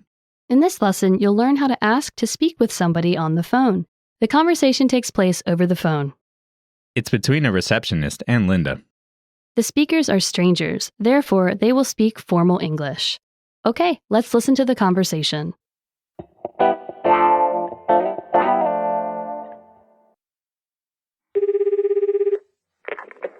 Delta Corporation, how can I help you? Good morning, my name is Linda Baker. I work for Green and Blue. Can I speak to Mr. Smith? Yes, one moment, please. Can you please repeat your name? Linda Baker from Green and Blue. I only have a limited amount of time available to speak. Please hold for a moment. I'll transfer you to Mr. Smith. Listen to the conversation one time slowly. Delta Corporation. How can I help you? Good morning. My name is Linda Baker. I work for Green and Blue. Can I speak to Mr. Smith? Yes. One moment, please. Can you please repeat your name? Linda Baker from Green and Blue. I only have a limited amount of time available to speak. Please hold for a moment. I'll transfer you to Mr. Smith.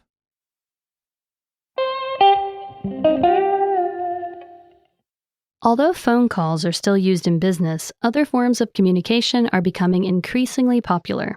Right. For communicating within the office and also with other companies, email is often the first choice. Email is popular because you can contact several people at the same time and send documents. Moreover, emails can be replied to when it's convenient. What about contact with customers? For contacting customers, social media is becoming increasingly important. Many large businesses have an active social media presence on sites like Facebook and Twitter that allow them to communicate directly with their customers and clients. Some companies even resolve customer queries and complaints via their social media. That seems to be quite convenient also for the customers. Okay, now on to the vocab.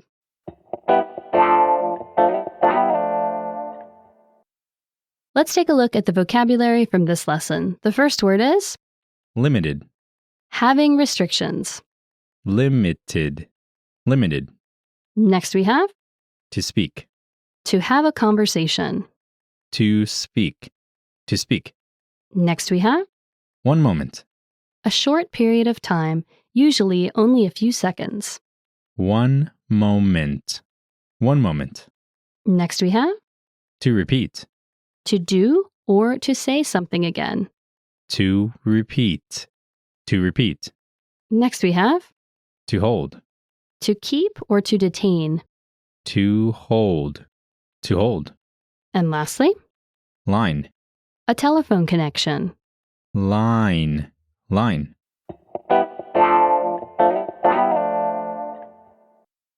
Let's have a closer look at the usage of some of the words and phrases from this lesson.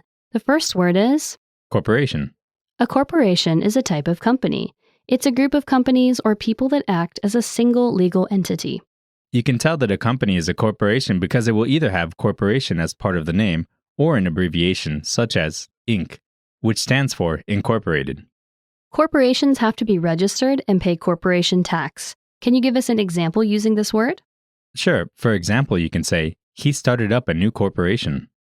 Okay, what's the next phrase? One moment. This phrase is made up of two words. The first is the number 1, and the second is moment, which indicates a brief period of time. Together, they mean one brief period of time.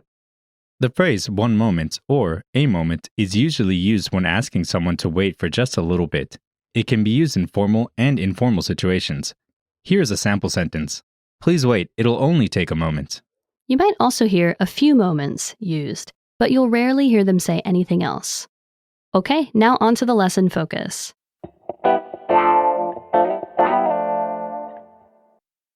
In this lesson, you'll learn how to ask to speak with somebody on the phone. First of all, in a business setting, if you are calling someone, you should always introduce yourself at the beginning of the call. Even if the other person may have your phone number and know it's you already from your caller ID, Yes, it's still polite to introduce yourself. what do you say when introducing yourself over the phone? Start with a simple greeting such as hello or good morning. There are a few ways that you can say your name. What do you say if you want to sound formal? Hello, my name is John Baker. More casual introductions are, "Hello, it's John Baker," or "Hello, John Baker here." So, in case you're calling for the first time and want to add your company name, what would you say? In such a case, be sure to use the preposition from or at. For example, you can say, "Hello, my name is John Baker from the ABC Company," or "Hello, it's John Baker at the ABC Company." The preposition at sounds more casual, so it's best to use from.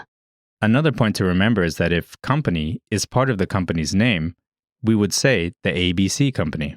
If it's just ABC, then we don't need the article. In the second case, what would the whole sentence sound like? "Hello, my name is John Baker from ABC." Okay, now let's see how to ask to speak with someone else, unless you already know that the person you want to speak to is the person with whom you're already speaking. If you're not sure, or you know that the person you're speaking with isn't the person that you need to speak with, then you should say who you want to speak to. There are many ways to do this. Let's hear a formal example and a less formal one. To sound polite, you can say, "May I speak to Alice Smith, please?" Or a more casual sentence would be, "Is Alice Smith available?" After asking to speak to someone, they might need a few moments to finish up a task or may be in a different office. In cases like this, you will be asked to wait. Right. You may hear sentences like, "Please hold while I transfer you," or "Is it okay if I put you on hold while I check?" In all of these cases, just say, "Thank you," and wait to be connected. Okay, that's all for this lesson. Thank you for listening, everyone, and we'll see you next time. Bye. See you.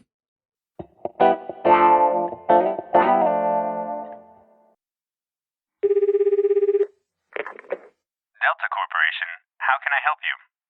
Good morning. My name is Linda Baker. I work for Green and Blue. Can I speak to Mr. Smith? Yes, one moment, please. Can you please repeat your name? Linda Baker from Green and Blue. I only have a limited amount of time available to speak. Please hold for a moment. I'll transfer you to Mr. Smith.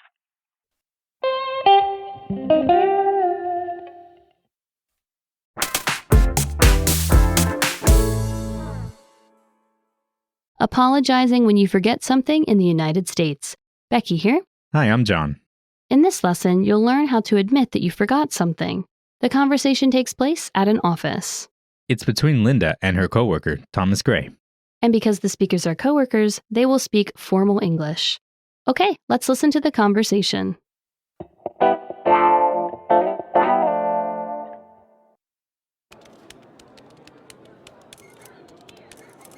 Did you bring the data? The data? Yes, the data for the advertisement campaign. Oh, I'm so sorry. I completely forgot to print it out. That's a problem. Can we print it out now? Sure, I'll get it ready in half an hour. Great, that's perfect. Once again, I'm really sorry for this. Listen to the conversation one time slowly. Did you bring the data? The data? Yes, the data for the advertisement campaign. Oh, I'm so sorry. I completely forgot to print it out. That's a problem. Can we print it out now? Sure, I'll get it ready in half an hour. Great. That's perfect. Once again, I'm really sorry for this.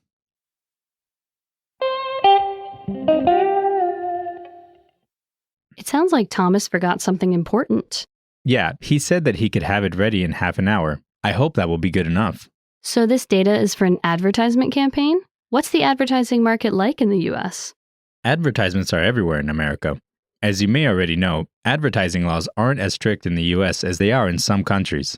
So it's not unusual to see TV shows with sponsorships and products placed squarely on camera so that the viewers can clearly see the products. I also think that many sports arenas are named after their main sponsors, and in return are endorsed by popular athletes. That's right. There are also many advertisements during breaks on TV and radio, and there are billboards advertising products everywhere. Okay, now on to the vocab.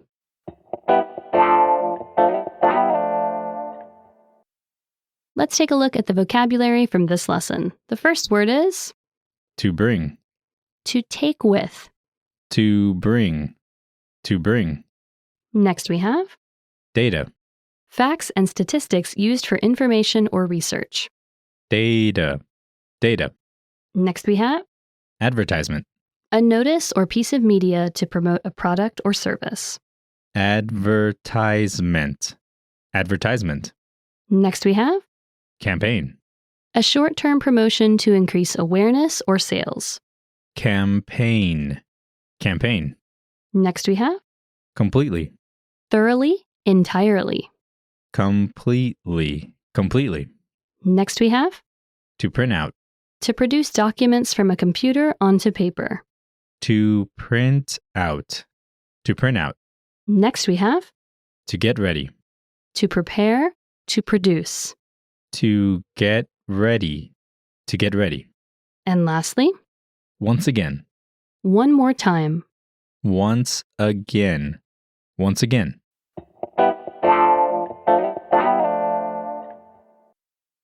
Let's have a closer look at the usage of some of the words and phrases from this lesson. The first phrase is, To get something ready. you can use this phrase to say that you are preparing something. You can put a noun or pronoun in between get and ready to say what you are preparing. There isn't any limitation to this phrase, and you can use it whenever something is being prepared. You can also use it in the past tense by saying, got something ready, or in the future tense by saying, will get something ready. Here's a sample sentence. I'll get the documents ready for the meeting. Okay, what's the next phrase? Once again. Once is an adverb and comes from one. Again means to repeat. Together, they mean to repeat one more time. Other adverbs, such as twice or 3 times, aren't used in this way. This phrase can be used if you have to say or do something again and want to show that it has happened before. It is often used to apologize for something. Can you give us an example using this phrase? Sure, for example, you can say, once again, the train is late. Okay, now on to the lesson focus.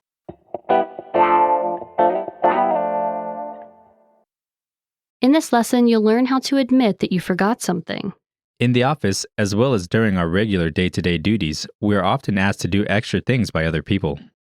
Sometimes they ask us quickly. Other times they ask us when we are busy or when we're about to leave for the day, and it's easy to forget what has been said. Sometimes we're too busy to remember everything we need to do. Right. It's likely that at some point you will forget something. If this happens, you should tell the right person that you forgot. Is there a sentence pattern we can use? Yes, you can say, I forgot, plus the noun of what you forgot, or I forgot to, followed by the verb. Let's give some examples. Sure, for example, I forgot the paperwork, or I forgot to call him. And if we need to explain a little more, we can include the word that. For example, I forgot that I shouldn't call him before 10 a.m., or I forgot that the deadline was yesterday. When you forget something, you should also make sure to apologize. To apologize, we can use phrases such as, I'm sorry, or I apologize. You can also use adverbs such as really, very, and so to show how sorry you are. Let's give some sample sentences. I forgot the meeting. I'm sorry. And I forgot that the deadline was yesterday. I'm really sorry. When you apologize, you should sound sincere, but don't overdo it if it's only a small mistake. That's because often people are more concerned about fixing the situation rather than listening to apologies.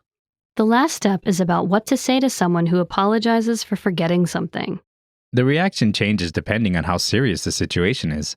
If they've forgotten something simple that doesn't cause any problems, you can react differently than you would to someone forgetting something major that can ruin a meeting. Let's see both cases. What would you say if the situation is not so bad? You can say, it's fine, don't worry about it, or it's okay, it doesn't matter. If the situation is more serious, forgiving the person might also be tied to figuring out how to solve the problem. Right, in that case, you can just suggest a solution by saying, okay, well, can you quickly get the figures together? Or, can you call him now? It's very rare in English for people to actually say, I forgive you, when somebody has done something wrong. Right, instead, we usually act as if the error isn't that big of a deal and move on quickly. Okay, that's all for this lesson. Thank you for listening, everyone, and we'll see you next time. Bye! See you.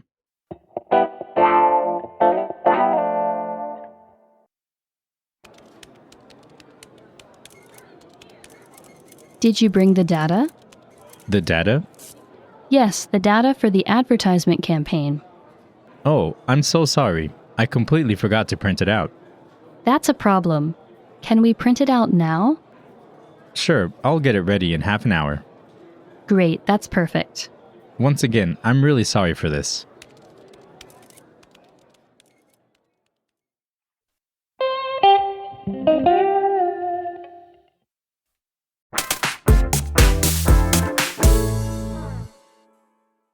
Interrupting and suggesting alternatives in English. Becky here. Hi, I'm John. In this lesson, you'll learn how to interrupt and suggest alternatives. The conversation takes place at an office. It's between Catherine Smith and Thomas Gray. The speakers are boss and employee. Therefore, they will speak formal English. Okay, let's listen to the conversation.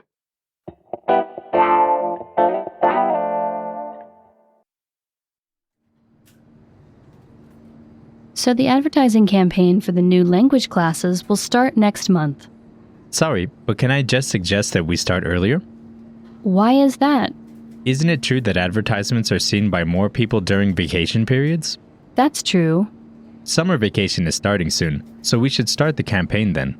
Good idea. Listen to the conversation one time slowly. So, the advertising campaign for the new language classes will start next month. Sorry, but can I just suggest that we start earlier? Why is that? Isn't it true that advertisements are seen by more people during vacation periods? That's true. Summer vacation is starting soon, so we should start the campaign then. Good idea.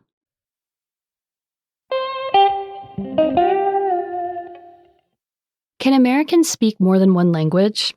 America has a diverse population, and actually, there are many people who speak English as a second language. On the other hand, native English speakers rarely know a second language. Nowadays, American kids learn a second language at school, with Spanish being the most popular, followed by French and German. Spanish is also the most popular language to learn at university. The number of American adults that are bilingual is very small in the business world, especially when compared to other parts of the world, such as Europe. That's correct. Maybe it's because English is the business language par excellence. Okay, now on to the vocab.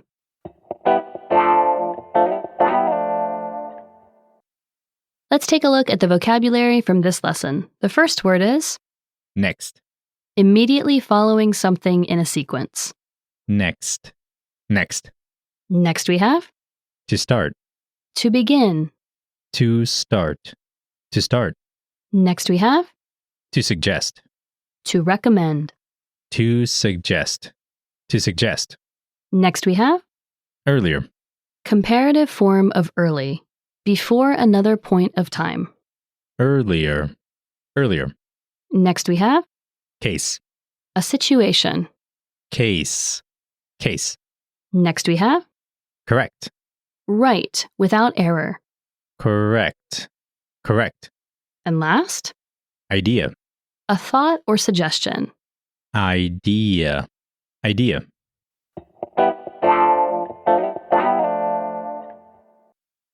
Let's have a closer look at the usage of some of the words and phrases from this lesson.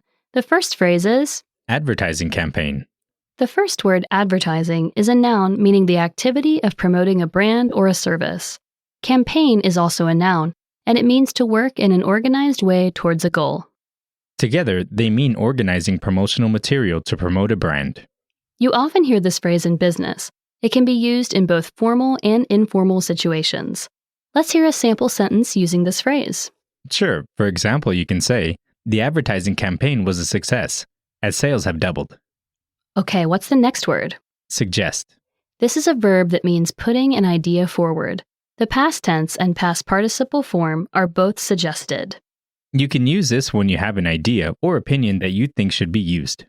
It can be used in both formal and informal situations. Can you give us an example using this word? Sure, for example, you can say, I suggest that we try again. Okay, now on to the lesson focus.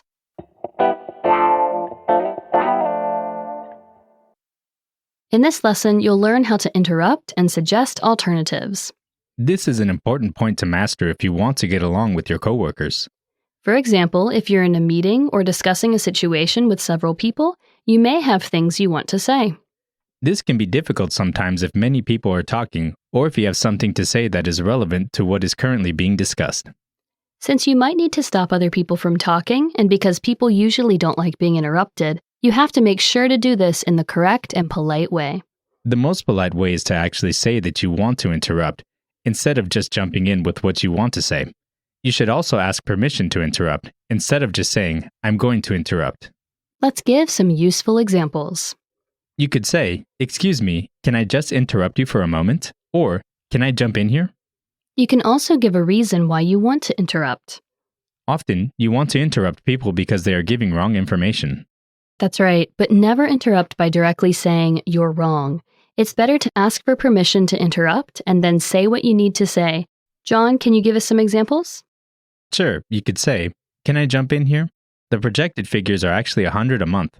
Or, "Can I speak for a moment? It was the ABC company that sold that item." Next, let's look into how to persuade people. Persuading people to your way of thinking can be a difficult task, as different people are persuaded in different ways. In a business situation, the best thing to do is to back up your ideas with evidence, either hard figures or examples of things working in different companies. It's also a good idea to acknowledge the positives of other people's ideas and make it sound like you're building on those, instead of just proposing something entirely new. Some keywords you can use are maybe and suggest. Here's a simple pattern that could come in handy. You can say, "I suggest," and then explain your idea. For example, I suggest that we start tomorrow, or I suggest more research. Another good technique is to ask people to help you with your idea. Can you give us an example of this? You can simply ask, "What do you think, Mr. Baker?" Or be more detailed and say something like, "You've always said October is a slow month, haven't you, Miss Smith?" Okay, that's all for this lesson. Thank you for listening, everyone, and we'll see you next time. Bye. See you.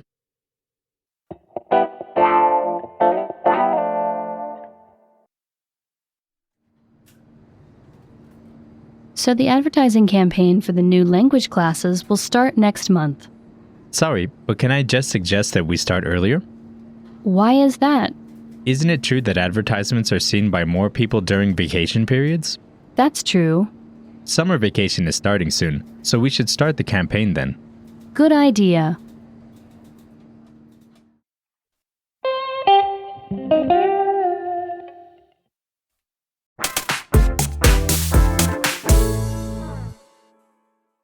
Asking for time off work in English. Becky here. Hi, I'm John. In this lesson, you'll learn how to ask for a day off. The following conversation takes place over the phone. It's between Catherine Smith and Linda. The speakers are boss and employee. Therefore, they will speak formal English. Okay, let's listen to the conversation.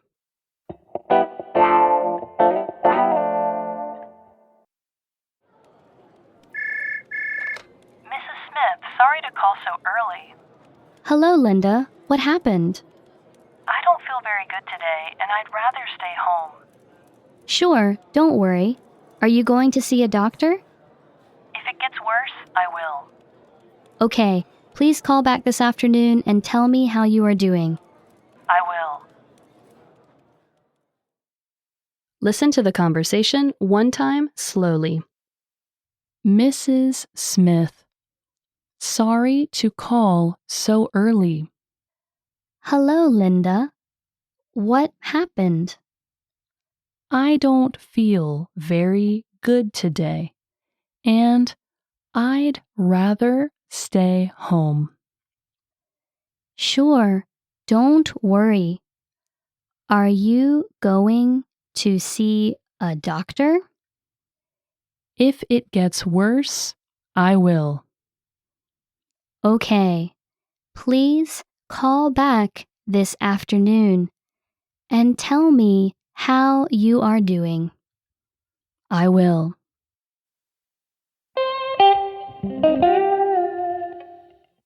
How does time off work in the U.S.?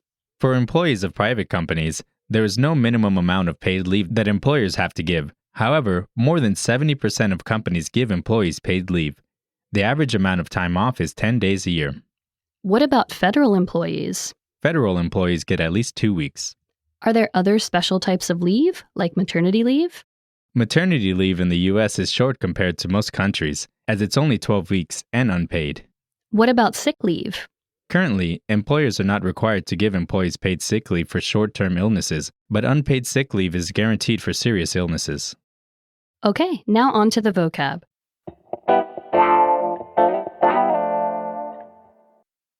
Let's take a look at the vocabulary from this lesson. The first word is Early, the first part of a period of time. early, early. Next we have To feel, to experience an emotion. to feel, to feel. Next we have Rather, used to indicate preference. rather, rather. Next we have To stay, to remain, to not leave. to stay, to stay. Next we have To call back, to make a phone call to someone you have already called. to call back, to call back. And lastly, Worse, comparative form of bad. worse, worse.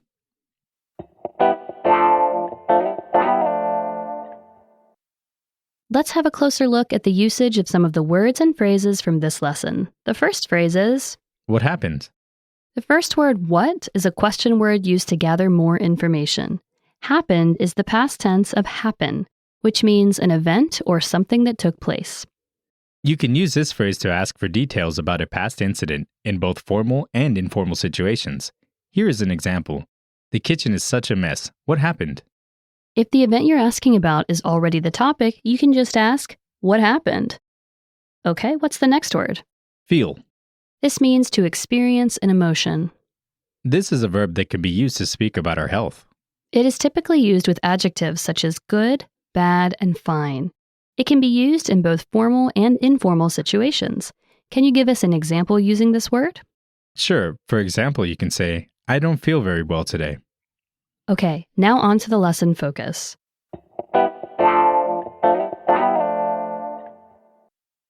In this lesson, you'll learn how to ask for a day off. As there is no minimum requirement for the number of paid leave days a company must give, taking a day off can differ from company to company. Some companies will be fine with employees taking days off, but with other companies, it may be more difficult. In any case, you should speak directly to your manager if you need to take a day off. Some companies may require a form to be submitted to HR, while others require you to speak to your manager. There are two main things you should tell them, the date and a reason. Let's review the date.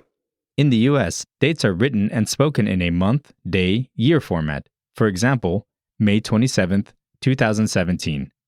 If you don't need to specify the year, you can just say July 4th or October 11th. Also, remember to use ordinal numbers when talking about dates. You can find a complete list in the lesson notes if you need to review them.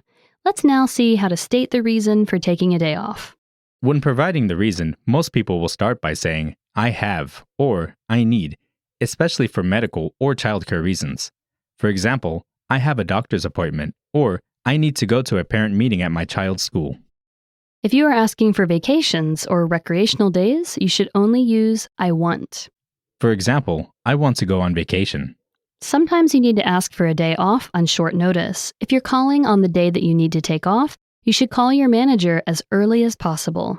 In this case, it's better to be more direct and use phrases such as I need or I can't. For example, I can't come in today because I don't have any childcare.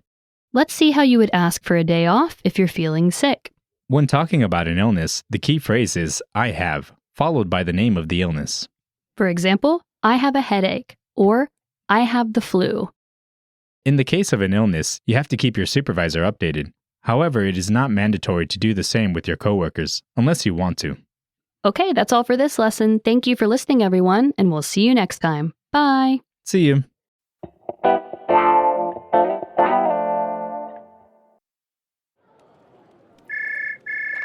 Mrs. Smith, sorry to call so early.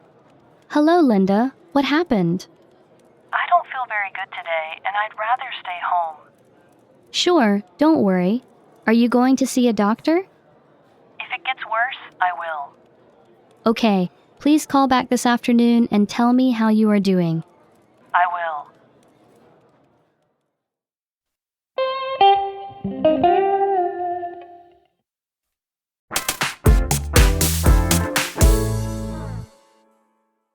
Explaining an absence from the office in English.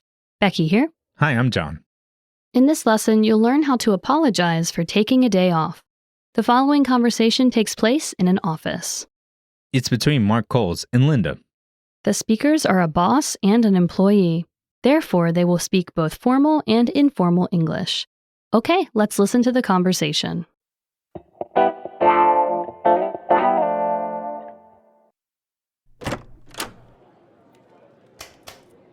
Hello, Linda. How are you? I heard that you didn't feel well yesterday. Apologies. I had a severe headache and I rested at home. That can happen. No need to apologize. I hope it's okay now. Let me know if I can help you. Thank you. Listen to the conversation one time slowly.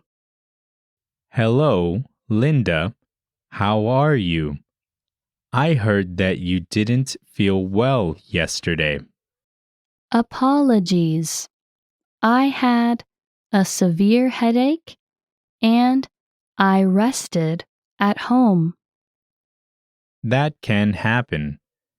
No need to apologize. I hope it's okay now. Let me know if I can help you. Thank you.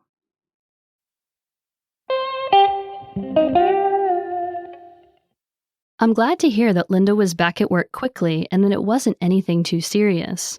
Yes, me too. It seems like she was back the next day. And Mark was very nice to her, too. Well, Linda did do everything right when she was ill.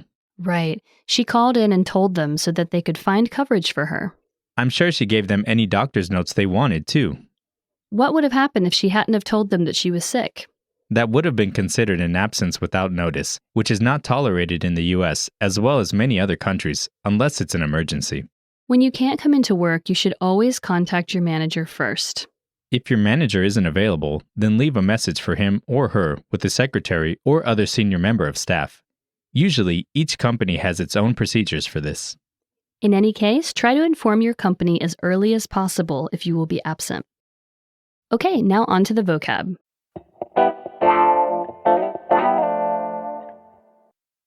Let's take a look at the vocabulary from this lesson. The first phrase is To feel well. to feel fine, to not be sick or ill. To feel well. To feel well. Next we have Apology. an admission of a mistake. Apology. Apology. Next we have Severe. intense, extreme. Severe. Severe. Next we have Headache. a pain of the head. Headache. Headache. Next we have To rest. to take a break from doing something. To rest. To rest. And lastly, To apologize. to acknowledge an error or guilt and say sorry. To apologize. To apologize.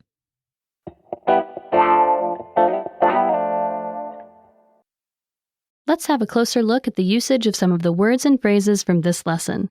The first word is Here. This literally means to be aware of sound through the ear, but in the conversation we heard, it means to have been told some news or information. If you have been told some information, then you have heard it. This is a very common word that is used in many different situations. Can you give us an example using this word? Sure, for example, you can say, I heard the news on the radio this morning. Okay, what's the next word? Headache. This means a pain of the head. This word can be broken down into two different words. The first is head, which is a part of the body, and the second word is ache, which means pain. You can change head for other parts of the body, such as stomach or tooth, to talk about other pains. Headache can be used to describe a normal and not serious head pain. For example, you can say, I think I'll go to bed early tonight because I have a headache. It can also be used in a metaphorical way as a way of saying that something was difficult to do. For example, organizing the meeting was a real headache. This means that organizing the meeting was difficult and there were many problems. Okay, now on to the lesson focus.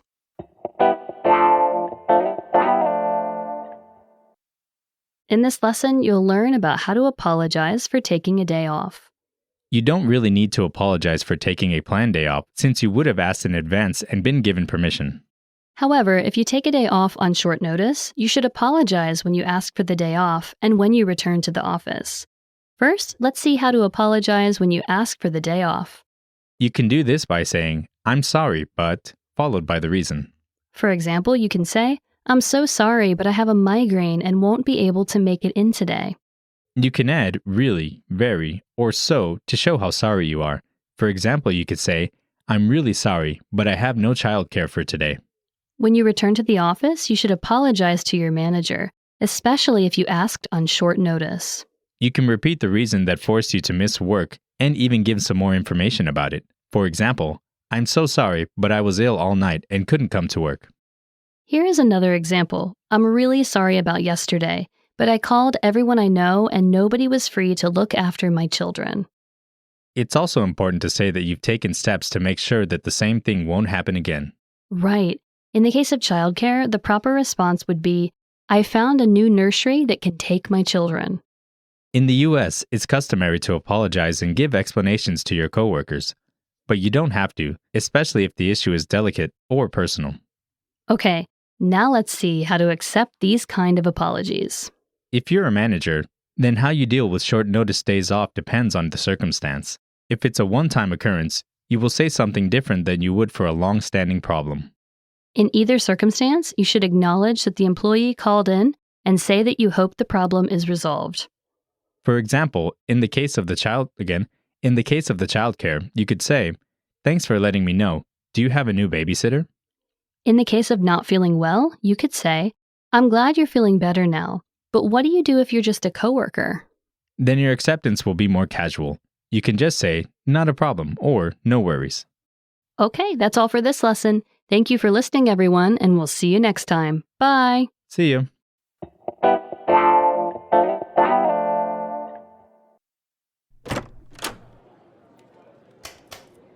Hello, Linda. How are you? I heard that you didn't feel well yesterday. Apologies. I had a severe headache and I rested at home. That can happen. No need to apologize. I hope it's okay now. Let me know if I can help you. Thank you.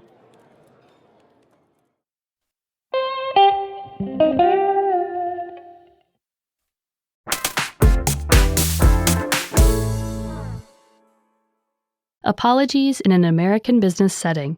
Becky here. Hi, I'm John. In this lesson, you'll learn how to apologize to a client. The following conversation takes place over the phone. It's between Paul Henderson and Linda. The speakers are business partners. Therefore, they will speak formal English.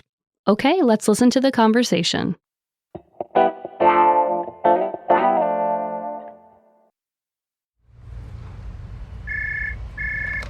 Hello? Mr. Henderson, this is Linda Baker from Green and Blue. We have a meeting scheduled today. Unfortunately, I will arrive late because I'm stuck in traffic. I'm sorry. I hope this doesn't cause problems. Please don't worry. I don't have any other appointments today, so I'll wait for you. Thank you. I'll try to be there as soon as possible.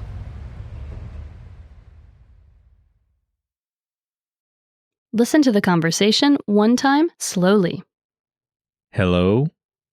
Mr. Henderson. This is Linda Baker from Green and Blue. We have a meeting scheduled today. Unfortunately, I will arrive late because I'm stuck in traffic. I'm sorry. I hope this doesn't cause problems. Please don't worry. I don't have any other appointments today, so I'll wait for you. Thank you. I'll try to be there as soon as possible.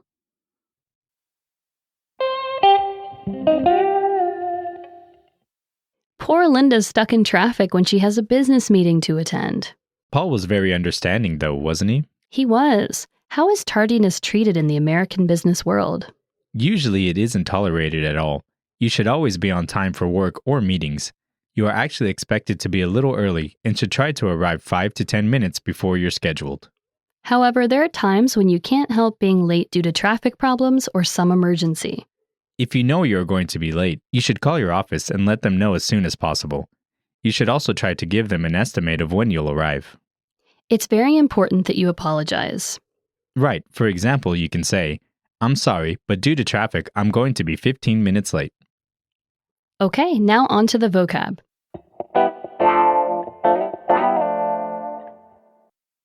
Let's take a look at the vocabulary from this lesson. The first word is To schedule. to make a plan, to do. To schedule. To schedule. Next we have Unfortunately. regrettably. Unfortunately. Unfortunately. Next we have To arrive. to get to your destination. To arrive. To arrive. Next we have To be stuck. to be unable to move due to an obstacle. To be stuck. To be stuck. Next we have Traffic. vehicles driving on the road around the same area. Traffic. Traffic. Next we have As soon as. quickly, at the earliest time possible. As soon as. As soon as. And lastly, Possible. able to be done. Possible. Possible.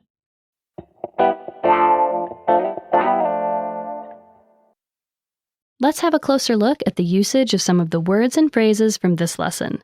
The first phrase is, Have something scheduled. the first word of this phrase is have, and this means to possess. The second word is the past tense of the verb schedule, which means to arrange a plan or event. You can put a noun in between have and scheduled to say what your plan is. As well as meeting, you can use nouns such as appointment, vacation, and class. John, can you give us an example using this word? Sure, for example, you can say, I have a yoga class scheduled for tomorrow morning. Okay, what's the next word? Unfortunately. Which means regrettably. It's an adverb that comes from the adjective unfortunate. They both mean being marked by bad fortune or poor luck. You can use this to start or finish a clause when you are talking about something bad that has happened. Can you give us an example using this word? Sure, for example, you can say, Unfortunately, I missed the train and was late for work. If something good has happened instead, then you can use the adjective fortunate and the adverb fortunately. Okay, now on to the lesson focus.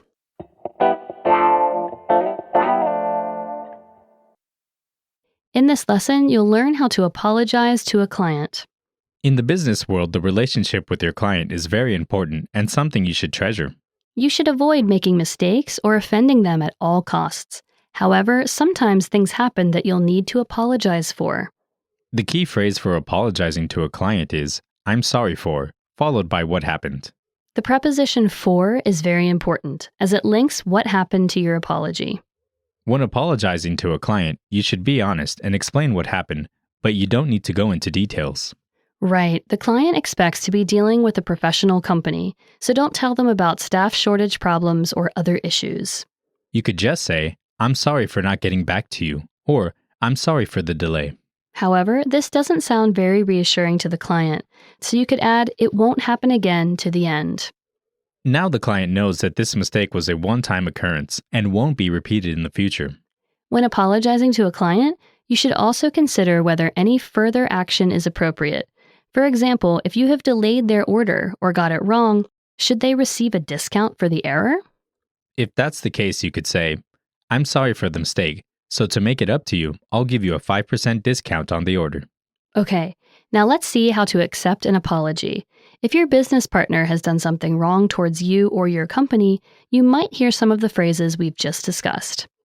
You need to react to them in a professional way, especially if you want to continue doing business with your client. You need to be formal. You could even use a phrase like, apology accepted. If you want to make sure that the mistake isn't repeated, you can say, please make sure that it doesn't happen again. It may be better to avoid saying that to a client and save it for a business partner who didn't behave well. Your tone of voice is also very important. Phrases like these can sound either harsh or playful depending on how they are said. Okay, that's all for this lesson. Thank you for listening, everyone, and we'll see you next time. Bye! See you.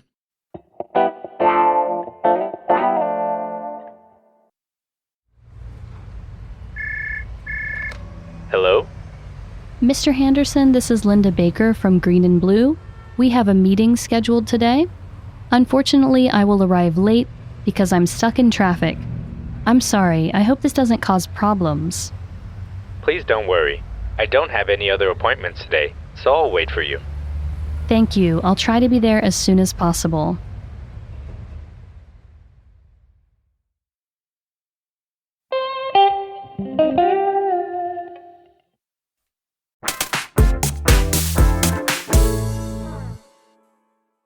Arriving to an appointment and notifying the receptionist. Becky here.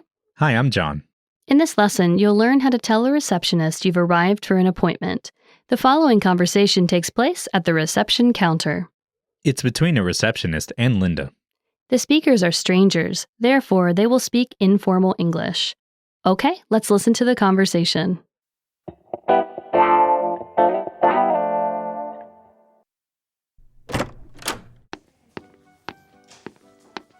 Good evening.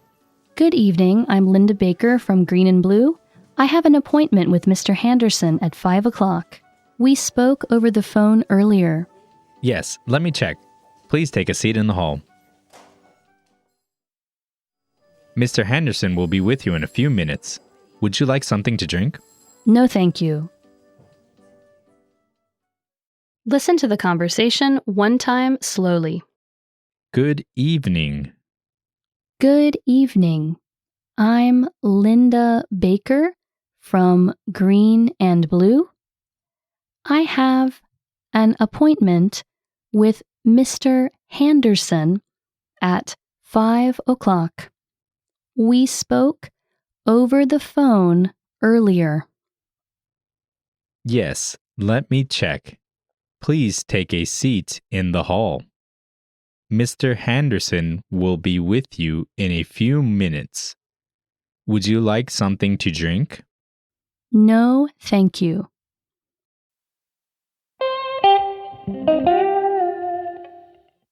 Linda seems to be having a lot of business meetings lately. Yes, she's very busy. I hope that means her company is doing well. I hope so too. This time she had to speak to a receptionist to say she had arrived and was ready for her meeting. Yeah, it's quite common for big companies to have receptionists. Receptionists have an important role in companies, as they are often the first employee that visitors have contact with. Right. That's why it's important that receptionists are well presented, professional, and polite, because they are the first people to greet and deal with clients when they arrive. What are a receptionist's main duties? Receptionists answer phone calls and arrange meetings. They need to have good organization and people skills and are often asked to do various administrative tasks. The personal assistant, also known as a PA, has a similar role. Right, but PAs concentrate only on one senior member of staff. Okay, now on to the vocab.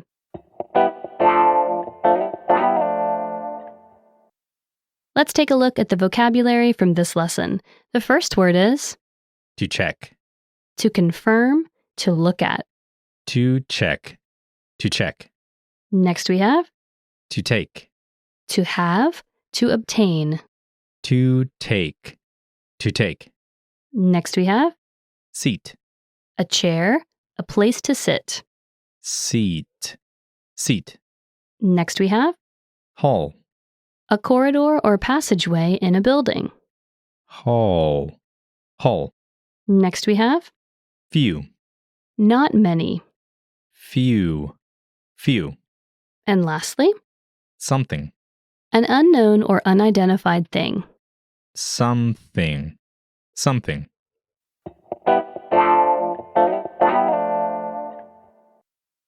Let's have a closer look at the usage of some of the words and phrases from this lesson. The first word is Appointment.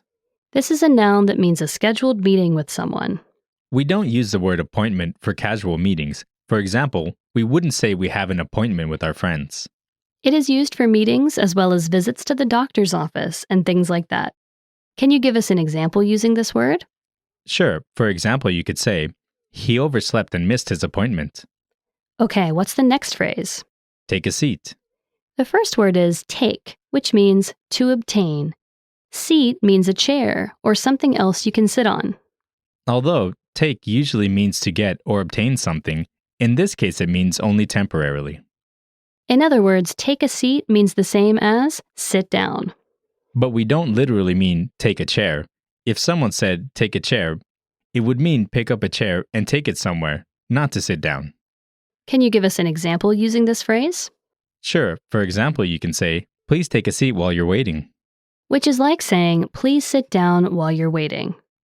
Okay, now on to the lesson focus.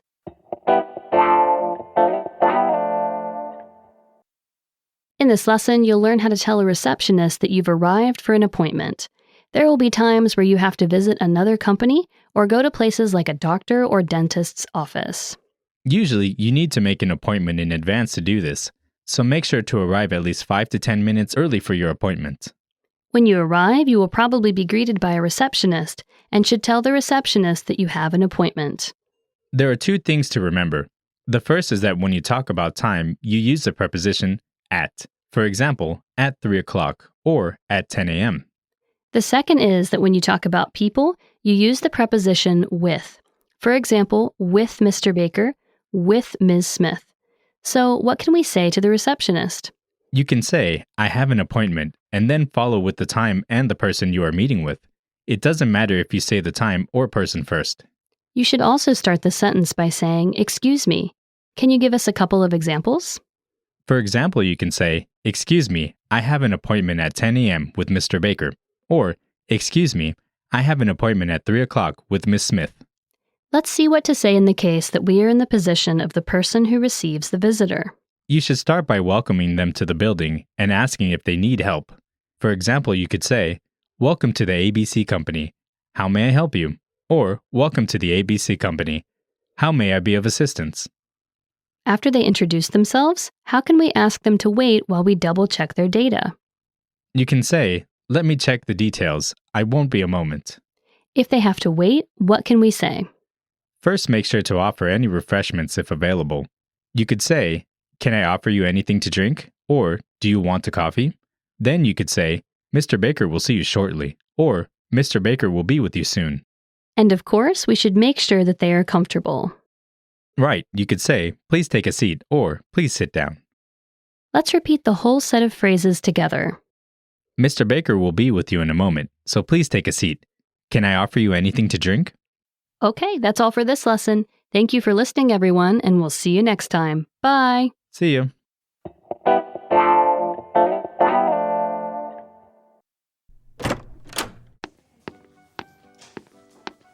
Good evening. Good evening, I'm Linda Baker from Green and Blue. I have an appointment with Mr. Henderson at 5 o'clock. We spoke over the phone earlier. Yes, let me check. Please take a seat in the hall. Mr. Henderson will be with you in a few minutes. Would you like something to drink? No, thank you.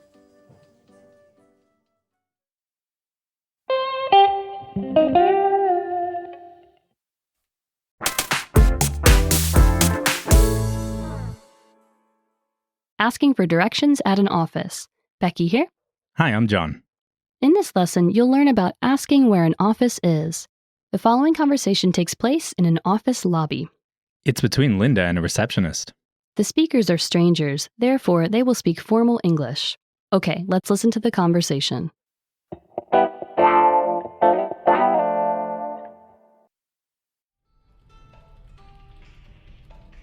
Mrs. Baker, you can go ahead. What floor is Mr. Henderson's office on? He's waiting for you on the 3rd floor. Where are the stairs? You can use the elevator down the hall to the left. Thank you for your help. Listen to the conversation one time slowly. Mrs. Baker, you can go ahead. What floor is Mr. Henderson's office on? He's waiting for you on the 3rd floor. Where are the stairs? You can use the elevator down the hall to the left. Thank you for your help.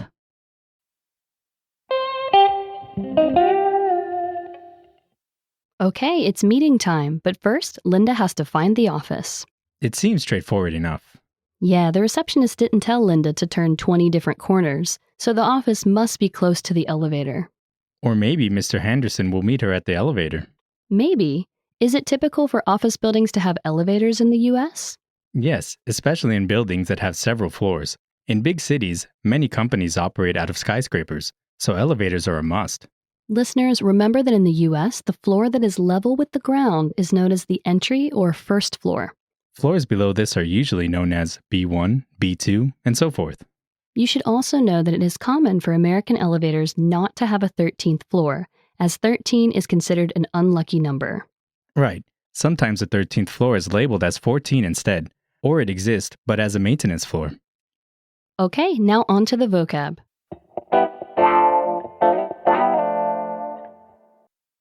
Let's take a look at the vocabulary from this lesson. The first word is To go.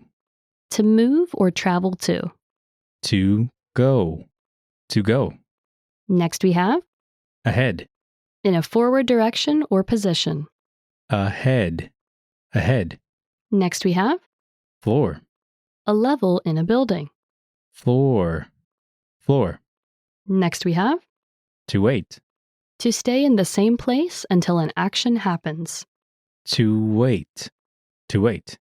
Next we have Third. constituting the number 3 in some sequence. Third. Third. Next we have Stairs. a series of steps that lead to another floor. Stairs. Stairs. Next we have Elevator. a machine that carries people and objects between floors in a building. Elevator.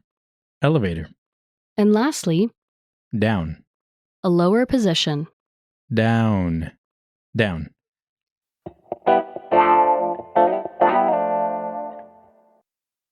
Let's have a closer look at the usage of some of the words and phrases from this lesson. The first phrase is, To go ahead. the first word, to go, is a verb that means to move from one place to another. The second word, ahead, is an adverb that means to move further forward. You can use this phrase to tell someone to proceed and do an action. Can you give us an example using this phrase? Sure, for example, you can say, You can go ahead with the new project. You can use go ahead as a reply also if someone asks you if it is okay to do something. Okay, what's the next phrase? Third floor. The first word, third, is the ordinal number for 3. The second word refers to the level or story of a building. You can change third to any other ordinal number to talk about different floors. Can you give us an example using this phrase? Sure, for example, you can say, I live on the third floor of the building. Okay, now on to the lesson focus.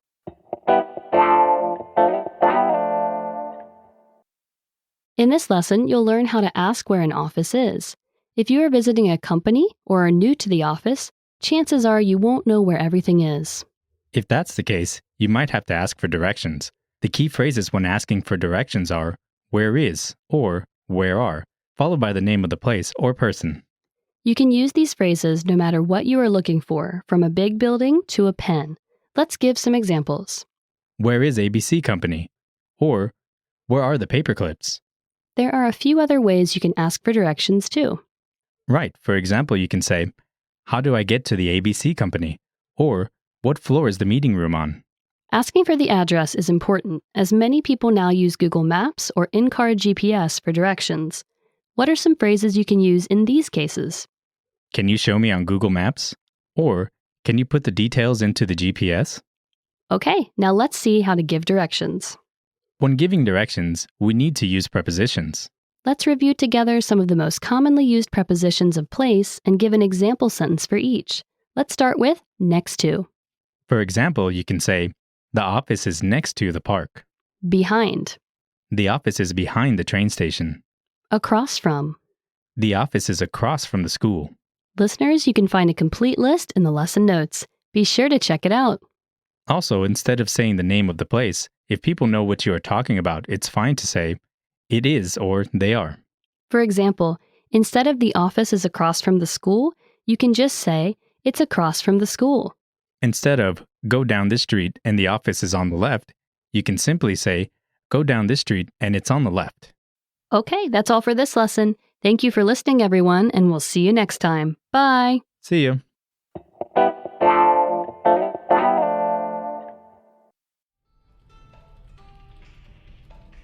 Mrs. Baker, you can go ahead. What floor is Mr. Henderson's office on? He's waiting for you on the 3rd floor. Where are the stairs? You can use the elevator down the hall to the left. Thank you for your help.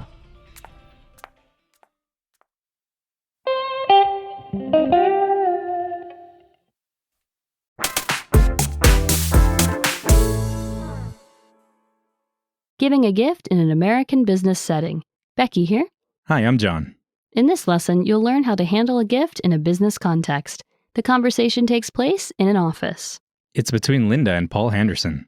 The speakers are acquaintances in a business setting. Therefore, they will speak formal English. Okay, let's listen to the conversation.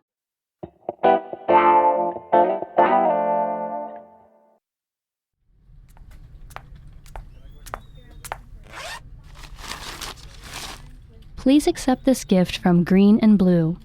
Thank you. That is very kind of you. Not at all. We periodically give a collection of the newest samples to our clients. Good to know. If you want to sample some of our older products, please let me know. That's very kind of you.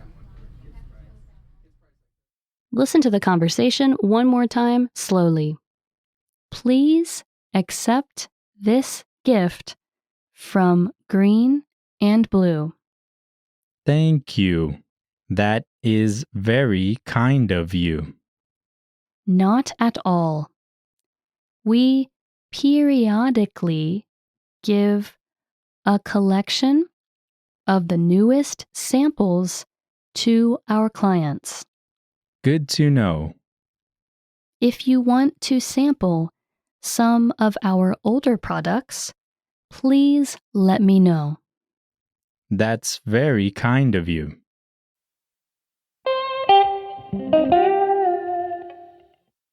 It's always nice to get a gift, even if it's just a business one.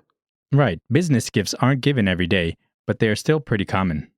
What kinds of things do you need to consider before you give someone a business gift? You should think about who you're giving them to.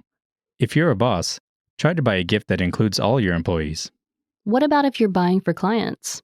Just remember that clients sometimes talk to each other, so if you give a gift to one client and not to another, That could get awkward. What kinds of gifts are good? it's good if you can give personalized gifts that suit the person you're giving them to. But don't give them gifts that they need to spend money to use. Right, it might seem like a good idea to give a golf lover vouchers for free lessons, but not if they have to pay to join the golf club first. Sometimes people aren't allowed to accept gifts.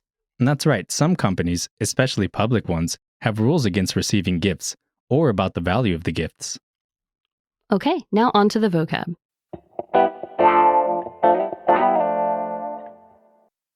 Let's take a look at the vocabulary from this lesson. The first word is To accept. to willingly receive. To accept. To accept. Next we have Gift. a present, an object given to someone else. Gift. Gift. Then there's Kind. nice, sympathetic. Kind. Kind. Next up is Periodically. from time to time. Periodically.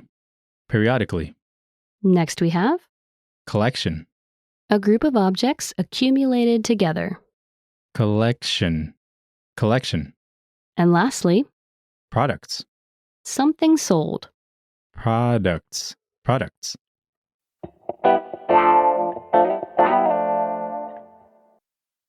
Let's have a closer look at the usage of some of the words and phrases from this lesson. The first word is Periodically. meaning from time to time. This is an adverb. You can use it to mean occasionally or from time to time.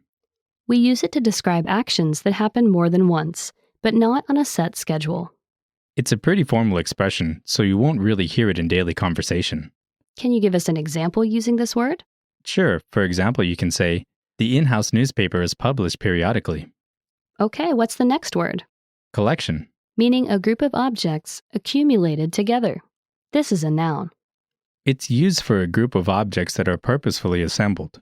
Yeah, random objects that just happen to be together aren't a collection. We usually talk about collections of things like stamps, records, fashion items, and so on. There is also a related verb.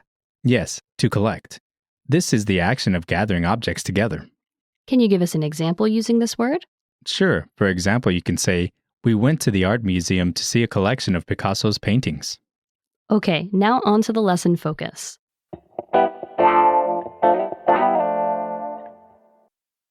In this lesson, you'll learn about how to handle a gift in a business context.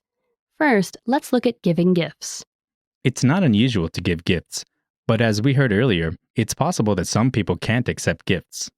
If you don't know for sure, it might be wise to ask if gifts are accepted. You can do this using the sentence patterns can you and is or are there. Okay, let's hear some full sentences. Can you accept gifts? Is there a rule against you receiving gifts? You can also use are there in that last question. Just remember to make it plural. Are there any rules against you receiving gifts? Yeah, rule is one of those words that you can use in singular or plural, and it doesn't really matter which you use. So now you know they can accept gifts. Here is something you can say when you give a gift. Here is a token of my appreciation. Or, I have a small gift for you. That sentence isn't as polite, but by saying it's a small gift, we're being humble. Which in turn makes it polite. You might want to explain a little bit about the gift too. You can use from to say where you got the gift. These cookies are from Canada. This gift is from the CEO. Now, let's look at receiving gifts. Of course, you should start by saying thank you. Of course, here are some ways you can say thank you. Thank you for the kind gift. Thank you, it's much appreciated. Depending on time and place, you might not be able to properly look at the gift right away. In that case, you can say, I look forward to opening it later. But if you do look at the gift, you should make a comment about the gift itself. Yes, and sound happy. Always sound happy and thankful, even if you don't want or like the gift. What kind of thing can we say, John? Wow, you shouldn't have. Or, that looks amazing, thank you. Remember to sound sincere. Okay, that's all for this lesson. Thank you for listening, everyone, and we'll see you next time. Bye! See you.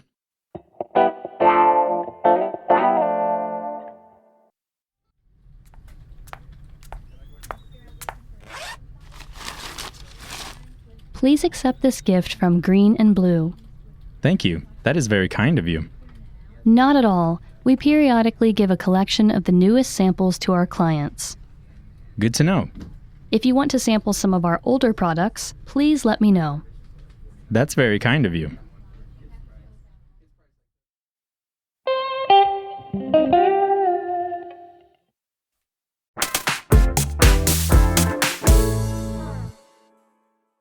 Leaving a message for a colleague. Becky here. Hi, I'm John. In this lesson, you'll learn how to leave a message. The conversation takes place at an office. It's between a receptionist and Linda. The speakers are strangers, therefore they will speak formal English. Okay, let's listen to the conversation.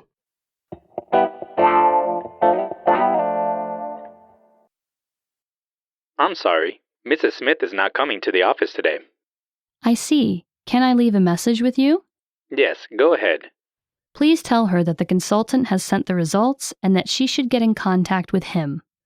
The consultant has sent the results? Okay, I'll get in contact with Mrs. Smith and tell her. Thank you. I'll check in again tomorrow. Listen to the conversation one more time, slowly. I'm sorry. Mrs. Smith is not coming to the office today. I see. Can I leave a message with you?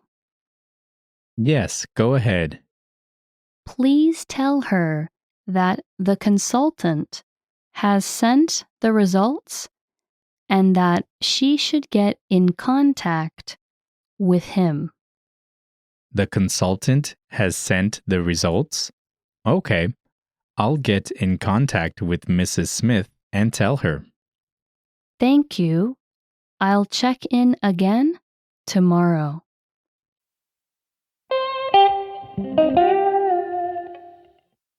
Linda didn't have any luck with contacting Mrs. Smith directly. That happens a lot in business, especially if you don't have an appointment. Right. Odds are that at some point you will have to leave a message. Yeah, if they aren't there, then you either have to leave a message or call back. What kinds of things should we say if we're leaving a message? They should be short, and you should definitely say your name and the company you work for. Yes, the person needs to know who is calling so they can call you back. You can also leave a short summary of why you are calling. If you're calling because of something urgent, you should say that. Then you'll get a call back more quickly. But you might not get a call back immediately, especially if it's the end of the day. They might not have time to call you back until the next day. Or if you call during lunch, you might not get a call back until later. Lunch is very important. Okay, now on to the vocab.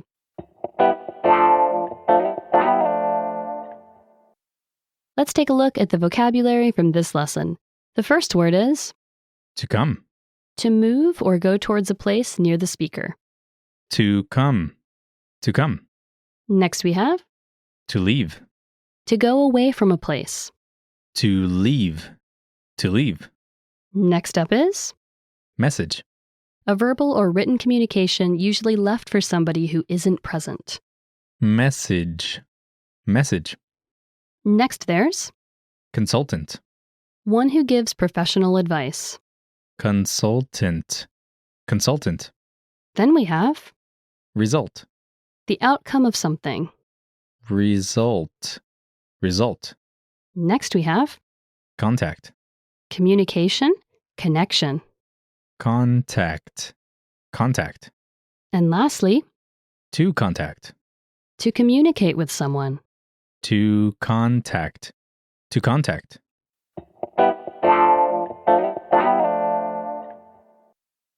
Let's have a closer look at the usage of some of the words and phrases from this lesson. The first word is Message.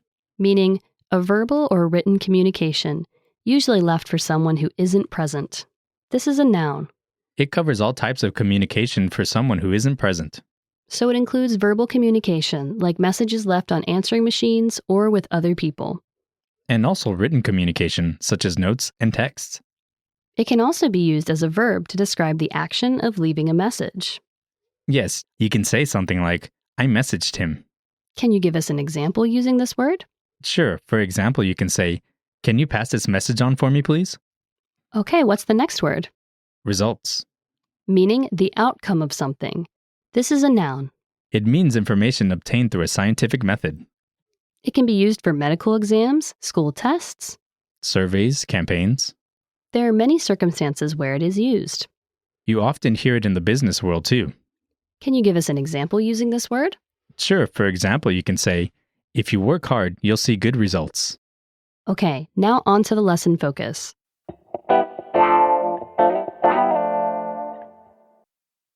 In this lesson, you'll learn about how to leave a message. If you have to leave a message, you will either leave it with a machine or with a person. If you're talking to a person, first you have to make sure that they can take a message. Often they will offer, but if they don't, you should ask. You can say something like, can I leave a message with you?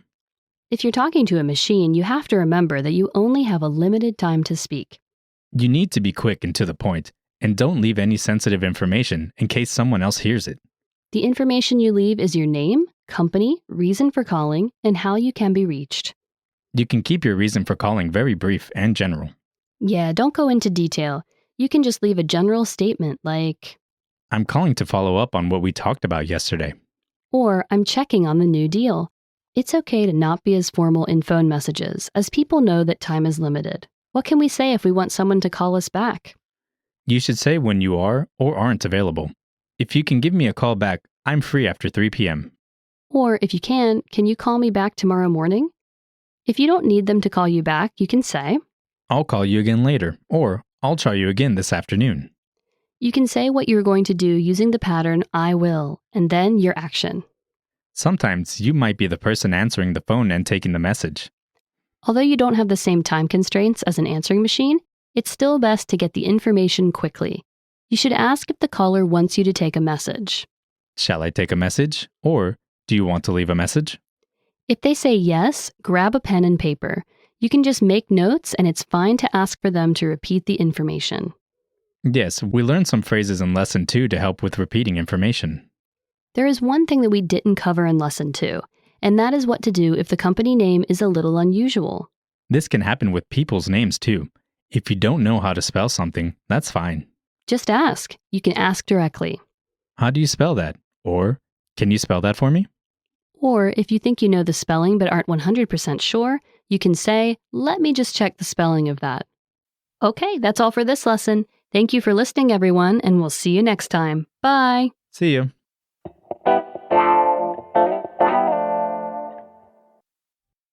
I'm sorry. Mrs. Smith is not coming to the office today. I see. Can I leave a message with you? Yes, go ahead. Please tell her that the consultant has sent the results and that she should get in contact with him.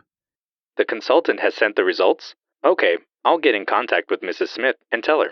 Thank you. I'll check in again tomorrow.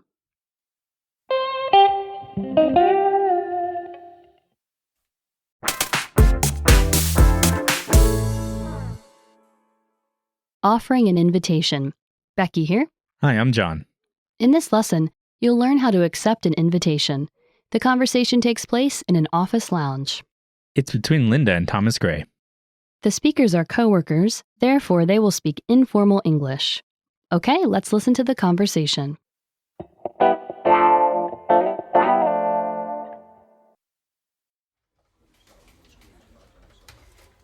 Do you have any plans for tomorrow night? No, I'm free. After work, all of our coworkers will have dinner at a new restaurant. Do you want to join us? Sure, I'd love to. Good. I'll send you a message with the address and other details.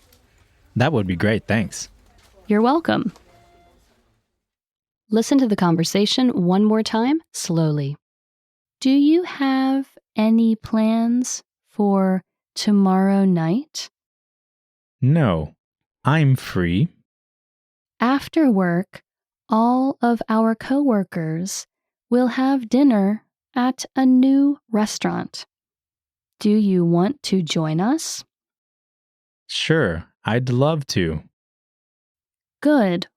I'll send you a message with the address and other details. That would be great, thanks. You're welcome.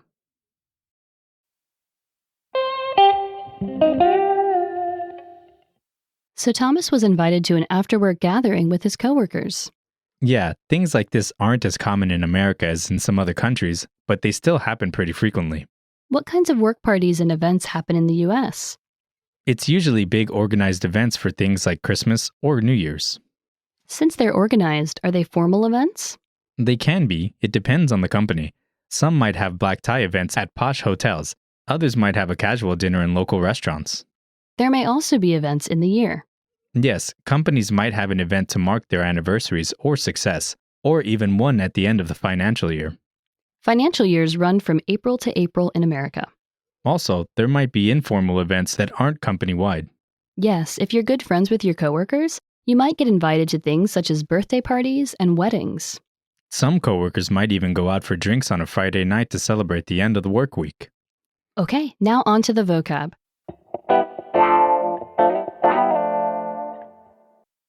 Let's take a look at the vocabulary from this lesson. The first word is Plans. something you intend to do. Plans. Plans. Next we have Free.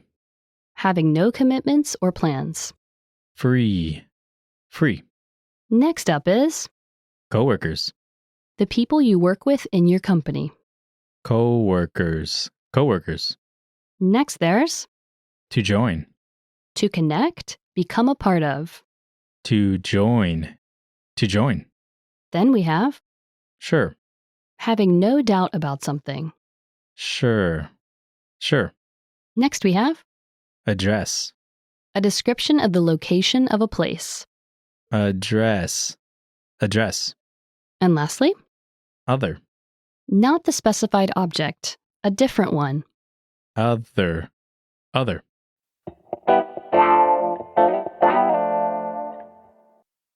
Let's have a closer look at the usage of some of the words and phrases from this lesson. The first word is Plans. meaning something you intend to do. This is a noun. It's used to talk about a proposal for doing something. You can use this with anyone, such as friends or coworkers, to see if they are doing anything at a certain time. Plans is the plural form of plan, and in most cases, we usually say plans. Yes, even if only one thing is scheduled, we still say plans. Can you give us an example using this word?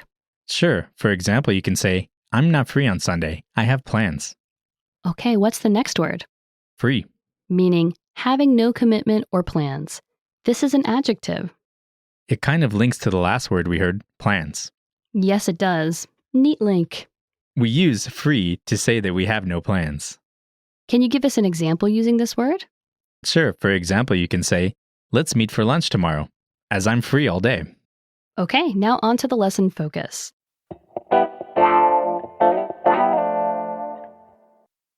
In this lesson, you'll learn about how to accept an invitation. Earlier in this lesson, we spoke about formal work parties, such as for Christmas and New Year's. And also informal events, such as a coworker's birthday party or after-work drinks. Invitations depend on how formal the event is. For a formal event, invitations are usually in writing. When you accept or decline the invitation, you should also do it in writing by the deadline. If you have invited someone and they haven't replied, you can politely remind them. Yes, you can say something like, have you received my wedding invitation? Or, did you get the invite to the company party? Asking if they have received the invitation instead of asking if they are coming is more polite. If it's an informal party, you don't need to invite people in writing. No, you can just ask them using phrases such as I'm having or I'm holding. I'm having a birthday party, or I'm holding a housewarming party. If it is a work party that you have organized or are telling people about, you can use there is. There is a New Year's party. To add in extra information about time and date, you need to use prepositions. Use the preposition on for days. On Monday. For time and place, you use at 3 p.m., at the Italian restaurant. In really informal invites, these prepositions are often dropped. Let's hear some examples. I'm having a birthday party on Saturday at 7 p.m. at the Italian restaurant across the street. And I'm holding a housewarming party Saturday, 7 p.m., my place. To accept an informal invitation, you can just reply verbally. Sure, sounds great. Thank you. I'd love to, thanks. Thanks for inviting me. I'd love to come. And if you want to know how to decline, That will be in a later lesson. okay, that's all for this lesson. Thank you for listening, everyone, and we'll see you next time. Bye. See you.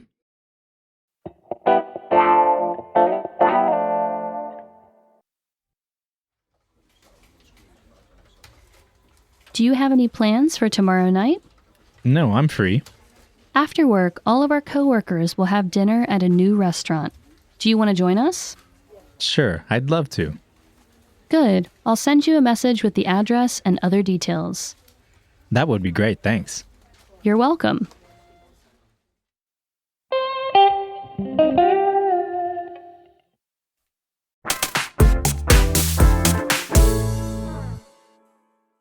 Making small talk in English.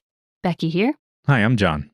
In this lesson, you'll learn how to inquire about one's likes and dislikes. The conversation takes place at an office. It's between Thomas Gray and Linda. The speakers are friends, therefore they will speak informal English. Okay, let's listen to the conversation.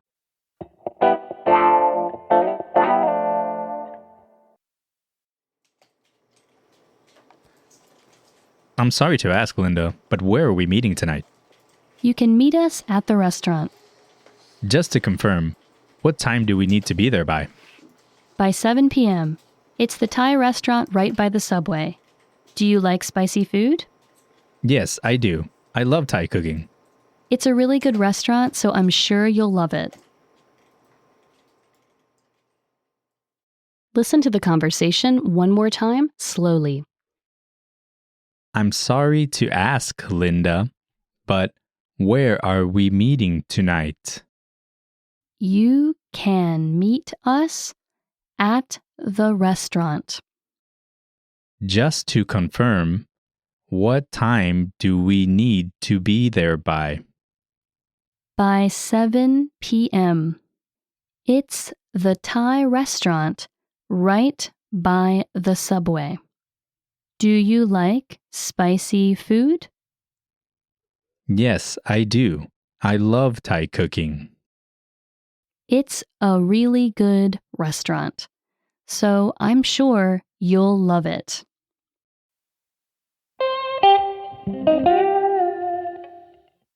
The conversation this time carries on from the last lesson, with Thomas getting ready for his night out with his coworkers. Yeah, thankfully he likes Thai cooking. I wonder what kinds of things he'll talk about with his coworkers. Well, they might have some business to talk about, or they might make small talk. Yeah, if he doesn't know his coworkers that well, it will definitely be small talk. In the business world, you'll often have to make small talk with strangers. Clients, customers, coworkers. What are good and safe topics for small talk? A general topic that you can use with anybody is the weather. How about with people you know a little? You can be a little more specific and ask them about something you think they like. Like sports, TV shows, or general questions about their family. Small talk may seem like a chore, but it builds good relationships and helps develop your English. Okay, now on to the vocab.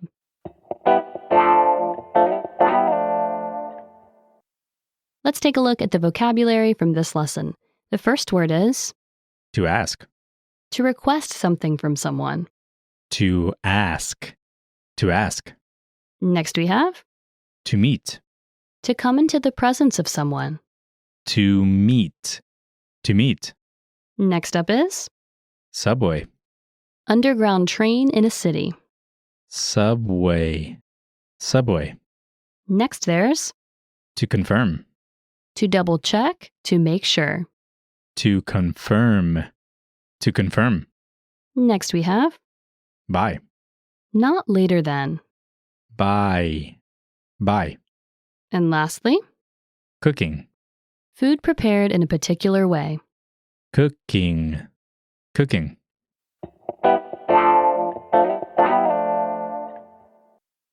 Let's have a closer look at the usage of some of the words and phrases from this lesson. The first word is Subway.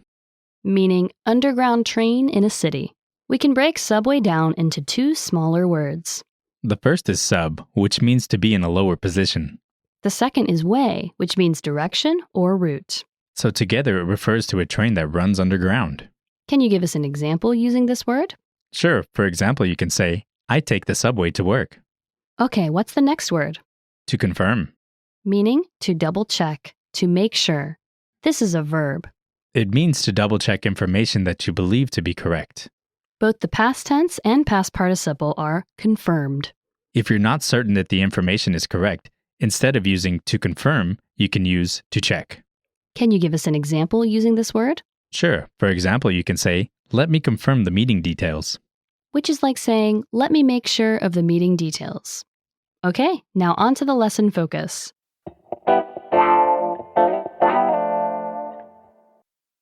In this lesson, you'll learn about how to inquire about one's likes and dislikes. If you go out for a meal with someone, you might need to know what food they like and don't like. And there are many other occasions where you might need to know someone's likes and dislikes. Plus, it's good for small talk. Right, you can ask someone using the phrase, do you like, followed by a noun. Let's hear some examples. Do you like pizza? Do you like sports? You can also ask about a topic such as food or animals. You can do this using which group do you like or what group do you like. For example, what sport do you like? Or, which season do you like? You use which when you are asking someone to choose from a set group of options. There are only 4 seasons, so this is a set group of options and using which. However, there are so many sports that we can't count them, so we use what. You can also ask for preference between 2 options with which do you like, A or B? For example, which do you like, Italian food or Chinese food? An informal way of asking is, how do you feel about the Yankees? You can answer these questions with some simple sentences.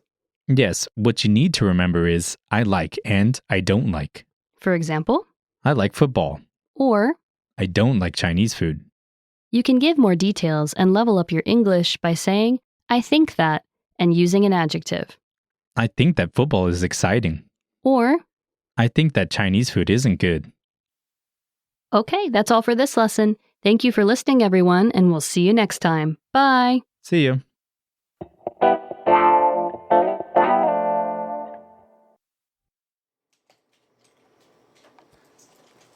I'm sorry to ask, Linda, but where are we meeting tonight? You can meet us at the restaurant. Just to confirm, what time do we need to be there by? By 7 p.m. It's the Thai restaurant right by the subway. Do you like spicy food? Yes, I do. I love Thai cooking. It's a really good restaurant, so I'm sure you'll love it.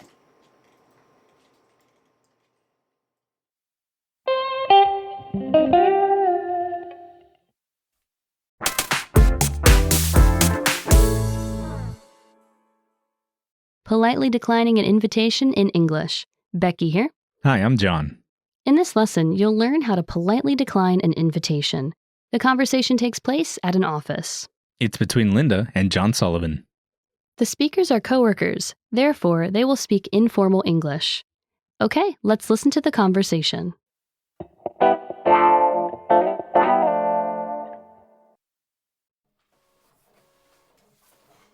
Do you have time tonight? We're having a little party for Mr. Henderson. I'm really sorry, but I have another commitment tonight. I see, don't worry, maybe some other time. I won't miss it next time. Have a nice evening. We will, thank you. Listen to the conversation one more time, slowly. Do you have time tonight? We're having a little party for Mr. Henderson. I'm really sorry, but I have another commitment tonight. I see. Don't worry. Maybe some other time. I won't miss it next time. Have a nice evening. We will. Thank you.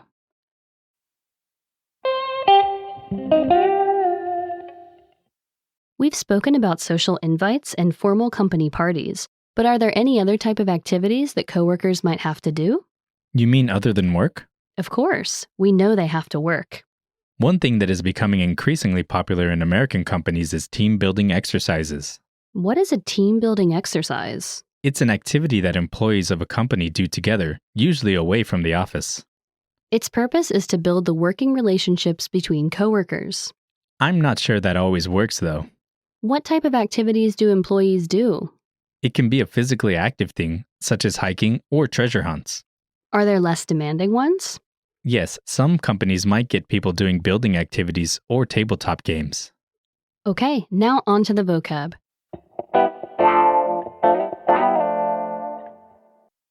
Let's take a look at the vocabulary from this lesson. The first word is Time. time as measured in hours and minutes. Time. Time. Next we have Party. a social get-together, often to celebrate something. Party. Party. Next up is Another. one in addition. Another. Another. Next there's Commitment. something you agreed to do. Commitment. Commitment. Next we have To worry. to feel concerned about something. To worry. To worry. And lastly, To see. to be aware of. To see. To see.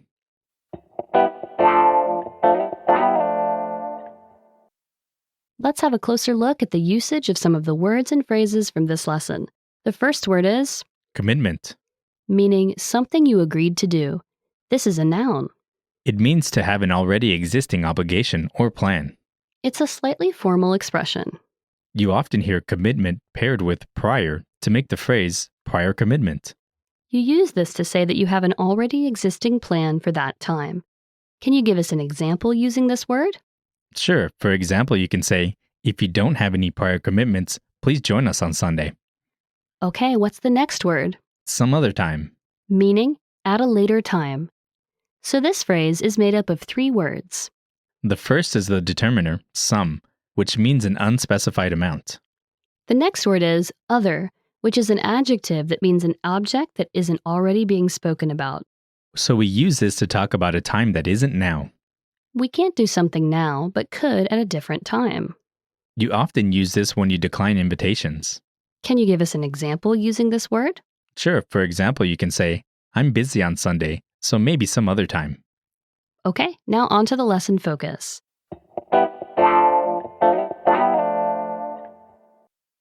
In this lesson, you'll learn about how to politely decline an invitation. In the last lesson, we learned about making and accepting invitations. We said that we'd learn how to decline invitations in a later lesson. So let's learn about that now. The main thing to remember is to always be polite. Yes, be thankful for the invite and show regret that you can't go. How do we politely decline? As always, you should say, thank you, You really can't say thank you enough sometimes. and then follow that up by declining. Thank you for the kind invite, but I can't attend. Thanks for the invite, but I can't make it. That example from Becky is kind of informal, but would still be okay to use in most circumstances. Although these sentences are polite, it might be seen as a little rude if you don't give a reason why you are declining the invitation. The reason doesn't have to be specific, but you should say something. The most common reason is being busy. Right, you can say, I already have plans, or I'm already doing something that day. It might be that your reason for declining is that you don't want to go, but whatever you do, don't say that. No, just say, I'm busy, or something like that. Nobody will question you. After apologizing and giving a reason, you should show regret that you can't go. Make it sound like you want to go, even if you don't. Let's hear an example of what you can say. Sorry, I can't make it. Maybe next time. Sounds like it'll be great. I'm sad to miss it. I hope you all have a great time. Some other time, maybe. Okay, that's all for this lesson and this series. We hope you enjoyed it and found it useful. Thank you for listening, everyone, and we'll see you in another series. Bye. See you.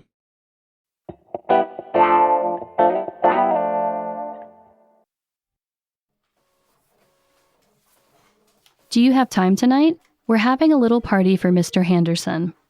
I'm really sorry, but I have another commitment tonight. I see. Don't worry. Maybe some other time. I won't miss it next time. Have a nice evening. We will, thank you.